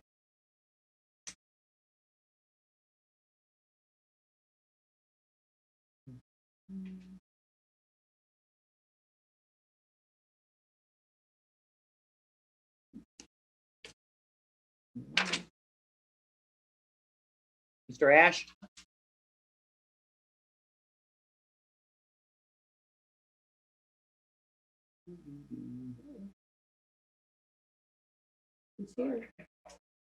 Sorry for that. All right, Barry? Yes. Okay. Let's talk about the 11th Ward on Normal Street. Okay, I'm just, okay, here I am. Okay. So for the record, my name is Barry Ash. I'm an attorney with the law firm of Ash, Janos, Friedman, and Logan, and I represent the owner of the subject property, which is 3900 South Normal TMG LLC. We were before the Plan Commission on January 20th, 22, and made our presentation, where the request is to rezone the subject property to the M2-3 Light Industry District to a planned development. The applicant is proposing to construct on a vacant 8.1 acre site, a 838 square foot Class A multi-tenant industrial building. As I set forth, we were before, I should also back up and say on this call, I do have one of the members of the applicant who could testify or will testify to a short PowerPoint presentation if the committee would like to hear that, and he can also answer any questions along with me regarding this development. As I said, we were before the Plan Commission on 1/20/22, and I would like to incorporate the transcript from the Plan Commission's, their recommendation into this committee hearing. So with that, Alderman Lopez moves to incorporate the records from the Plan Commission by the same roll call that was used to determine quorum. Any objections to his motion? Hearing none, the records are now incorporated. Okay, thank you. And we did work very hard with Alderman Thompson of the 11th Ward to make presentations before any interested parties within the neighborhood. And we went through, of course, the process of being approved by the Plan Commission. The Alderman did present his letter of recommendation when we filed with the Committee on Zoning, and I believe you have that in your record. And he also recommended the approval of the PD. And with that, again, I do have a representative if you want to go through a short PowerPoint presentation. Well, I was, as a member of Plan Commission, I saw the PowerPoint's presentation. I believe I might be not entirely correct, but the effect of the PowerPoint was to talk about logistics, air quality, and some other concerns the neighborhood had, and I know there was a movement of the staff, movement of the building from one side of the campus to the other. Yes. Is there a will of the committee to see the PowerPoint? Raymond Lopez? Thank you, Chairman. Actually, if there's a part of the presentation that deals with the transportation impact, I'd like to see that because I know Pershing clearly has a lot of traffic, and I'm sure that was discussed. Is that part of that presentation? Yes. So All right, yes, Barry, why don't you proceed on the PowerPoint? All right, if Barry Misner is present with me, if he could go over the PowerPoint presentation. Again, he is the member of the applicant and he is very well versed on all the situation here with this development. Barry, are you on? Yes, I am. Okay. So Barry, if you could just introduce yourself and just be able to direct the PowerPoint presentation so you could testify briefly about the proposal, and then you can answer any question that Alderman Raymond Lopez may have. Okay, thank you. Thank you, Barry. Thank you, Mr. Chairman and committee members. I think that this is a slightly different PowerPoint, but I can just go by the slides that I see. This is obviously a dimensional look at the property from the northwest corner. Barry Ash mentioned that the property was moved up. This property borders a U-Haul facility to the east, Pershing to the north, Wallace to the west, and the railroad to the south. There's the site, obviously located just south of Sox Park and just west of 94, south of Pershing. You can go back to you can go forward to maybe slide 5, I think. There we go. So you can see here the building had been flipped in 2 ways. One is the docks were originally facing west. They're now facing east, which is facing the U-Haul facility along Normal versus the car wash along Wallace. The building was moved up closer to Pershing, and we moved the parking along the south elevation so that it would abut the railroad, so you wouldn't drive by the building and just see parking along in front. And that allowed us to create kind of a streetscape that you saw in the first slide, where there was a proposed mural on the north elevation. You can go to the next slide. These are the 4 building elevations.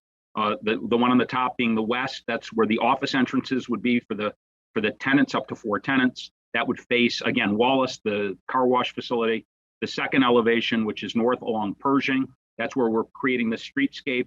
That is a mural that we are going to do. That is not representative of what we are planning. We're going to get some community involvement and figure that out, but that is just a placeholder of a mural that we will put along the north elevation along Pershing. The third elevation is what faces the railroad and the south parking lot. And then the east elevation, which is where the loading docks are, which faces Normal and the U-Haul facility. You can go back to slide 5. So you can see here what we did is we kind of buffered with landscaping along the northwest corner and along the entire north elevation, and then in that little pocket of landscaping along the east of the building along Pershing. So that will shield kind of the parking lot on the west side of the building, and then the car parking and the trailer in and out along the east side of the building. As far as answering a question specifically on traffic, not a traffic engineer, we don't have one on the call. We did go through a pretty exhaustive process under the city's new traffic and air quality ordinance. So traffic studies, air quality studies were done, and we went through with the various departments and responded to community feedback on those reports. And then there's I think we can go to this is just essentially a detailed landscape drawing of what I kind of described in the colored site plan of showing the various landscapes. I'm not going to obviously go through the matrix of all of the plantings that are going to be done. And then the last slide is essentially the first one, kind of showing you that northwest dimension relating to how the building sits on Pershing, looking from the northwest. So I guess my question, Chairman, would be, on either Wallace or Normal, are there going to be are there traffic signal lights? I don't immediately recall if those have traffic signals at either of those corners. There's lights at both of the corners at both Wallace and at Normal. At both. So are those just regular 3 stop, slow, and go lights, or are they actually going to be upgraded to having the arrows for truck traffic and other things like that? Based on the traffic counts, they won't need arrows. The impact on these traffic-wise by the KLOA who did the traffic consulting, the traffic report, did not show any need to change those lights. Okay. Thank you, Chairman. Thank you, Alderman. Any other questions? And I know, as I said, Alderman Thompson, we have a letter of support. He spoke very much in favor of this at Plan Commission. Can I get a motion to move to pass by the same roll call that was used to determine quorum? So move, Chairman. Alderman Lopez. Alderman Raymond Lopez makes the motion. Any objections to the motion? Hearing none, this item is passed as revised. Thank you. All right. Folks, we're on the last couple, I believe. So we're on page 13. And this is the one I spoke out of order, but we're back to it. Number 20729, 8th Ward. Ordinance was referred on May 26th of 21. Common address is 9619 through 9645 South Cottage Grove Avenue. The change request, M12, Limited Manufacturing Business Park District to RM5, Residential Multi-Unit District, and then to plan development. So my apologies, Carol, but are you back on the call? I'm here, Mr. Chairman. Okay, proceed. Thank you. Good afternoon, Mr. Chairman, members of the committee. For the record, Carol Stubblefield with Neil and Leroy, offices at 20 South Clark, here on behalf of the applicant, Trinity 95th Cottage Grove Planned Community Development Series, LLC. With me to answer questions is Patricia Eggleston, our Executive Vice President and General Counsel for Trinity, and Philip Craig Johnson, the Project Architect with Johnson & Lee Architects. Mr. Chairman, as you point out, this is a planned development. The matter was heard and unanimously approved at the Chicago Plan Commission on December 16th. We ask that the findings and conclusions of the Chicago Plan Commission and all documents given to the Department of Planning and Development be adopted into today's record. All right. Hearing no objection.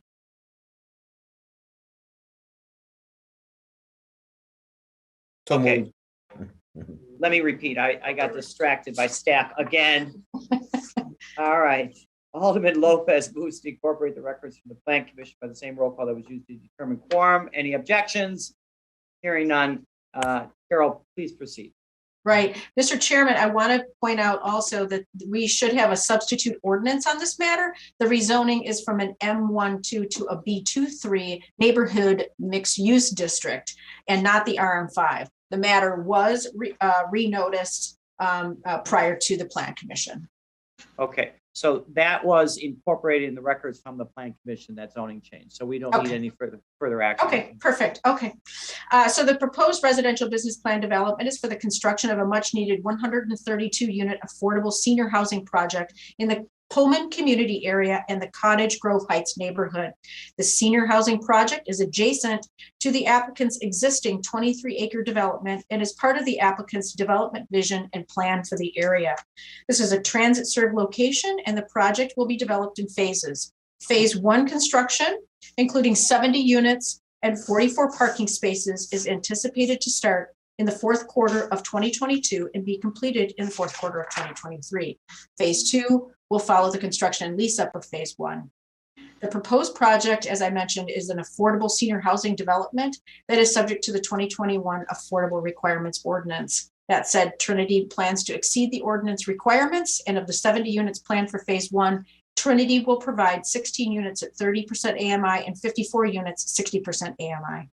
Trinity obtained all of the approvals necessary for Chicago Plan Commission, including CDOT, Fire, MOPD, and the project will comply with the city's goals for diversity and minority participation, sustainability, and stormwater management policies.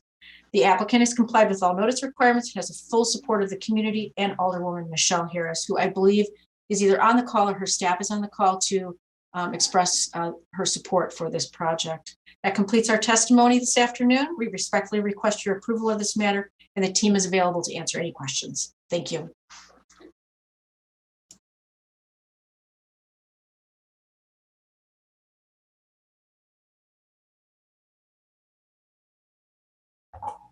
You muted, Chairman.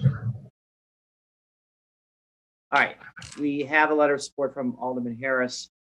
Any questions, comments on this amazing project, actually? Hearing none. Pass as amended. All right. Alderman Raymond Lopez moves to incorporate, it's been a long day. Alderman Lopez moves to pass on this by the same roll call that was used to determine quorum. Any objections to the motion? Hearing none, this item is passed as revised. Thank All you, right. Mr. Chairman and members. Thank you. Thank you. Next to last item is number, no, because I have another comment. Number two, on page 13, number 20841 T1 in the second ward. Ordinance was referred on September 14th of 21. Common address is 1690 North Elston Avenue. And the change request from M23 Light Industry District to C32 Commercial Manufacturing and Employment District. Tim Barton. Tim? Good afternoon, Chairman Tunney, members of the committee. For the record, my name is Tim Barton. I'm an attorney with the law firm of Thomas Raines. I'm representing the applicant and owner, Litton Adventures, LLC. This matter was heard by the Chicago Plan Commission in December, on December 16th, 2021. So there are two procedural matters that need the committee's action. One, a substitute was submitted, actually amending the initial request from changing from an M3-3 to a C3-2, but then that was substituted with a C3-3, which was noticed before the Plan Commission, prior to the Plan Commission. There is also a substitute for the legal description. Okay, so we will, all those will be under one vote to incorporate the records from the plan. Okay. All right, with that being said, Alderman Raymond Lopez moves to incorporate the records from the Plan Commission by the same roll call that was used to determine quorum. Any objections to that? Hearing none, the records are incorporated. Both of those issues are addressed. Good. Thank you. So if we could start the slides. The site is at the southwest corner of Elston Avenue and Levantia. It's in the North Branch Industrial Corridor. It's on Elston, just a block and a half north of North Avenue. It's improved with a two-story commercial building, which is in the next slide. Let's see, it's an existing building, about 90 years old. As I say, it's a change from an M3-3 heavy industry district to a C3-3 commercial manufacturing and employment district. Because of the change from an M to a non-M district, it required review by the Chicago Plan Commission. And in addition, the applicant paid a industrial corridor system conversion fee of $215,906.25. The purpose of the rezoning is to broaden the uses here. Speak up a little bit or closer in. Sure, yeah. Is that better? Yeah. The purpose of the rezoning is to broaden the uses here to allow office use beyond the 9,000 square foot limit that's currently allowed in its M zoning. There will be two phases to the work. That's on the next slide. Thank you. On the right-hand side, the blue portion is the original building that's being renovated. There's a small addition that's immediately planned. And then to the rear of the lot there on the Besley Court side will be a 2-story addition for offices and a 50-space parking lot. Current brick facade of the original building will be maintained. On the next slide, you can see the office and garage addition will have an aluminum cladding system. As I said, the industrial corridor fee was paid for this. The zoning has the support of the North River Works organization, as well as Alderman Hopkins. And a letter from the alderman was submitted previously.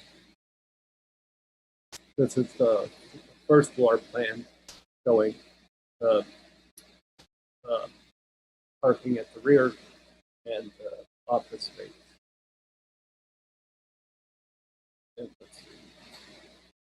Well, we The do have a letter. extent of the slides. Yeah. Are you finished, Tim? Yeah. Okay. So we do have a letter of support from Alderman Hopkins. And for the record, is how many parking spaces in this?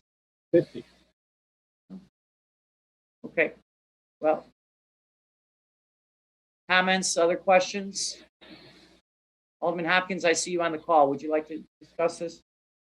Yeah, thank you, Mr. Chairman. Yeah, I'm in full support of this, and we do have a letter on file. No known opposition from the community or the surrounding area, and I would urge an aye vote. Thank you. Yeah. All right. Thank you, Alderman. Any questions for the Alderman of the applicant? Hearing none, can I get a motion to move to pass the same roll call that was used to determine quorum? So moved. Alderman Hopkins makes the motion. Any objections to the motion? Hearing none, this item is passed as revised. So, all right. Now, before we adjourn, I want to go back again, Alderman Hopkins, do not pass issue. And that is on page 9 in the middle. This is item number 20628T1. The address 1628 through 1630 North Wells. Earlier, I reported that it would not be reported out, but to clarify, I mean that it would not be reported out favorably. It'll be reported out as do not pass. Any questions on that? Yeah, just for the record then, in that instance, the city council adoption of the committee report would be tantamount to a decline to support the proposed zoning change. The report would have a do not pass on your item. Right. So that's final action then, at the city council level as part of the report. Okay. Right. So all right. Yeah, that's fine. We want to execute it at the council level as a do not pass. Okay, very good. Thank you, Mr. Chairman. All right, and that is with the law department's advice on that. So, all right. I don't have any other business at hand. Can I get a motion? I move we adjourn. Alderman Hopkins moves to adjourn. Any objections? Everyone objects. All right, well then we'll go to 15th Ward and make some zoning changes without the alderman's support. How about that? All right, buddy. Well, we'll see you all on budget.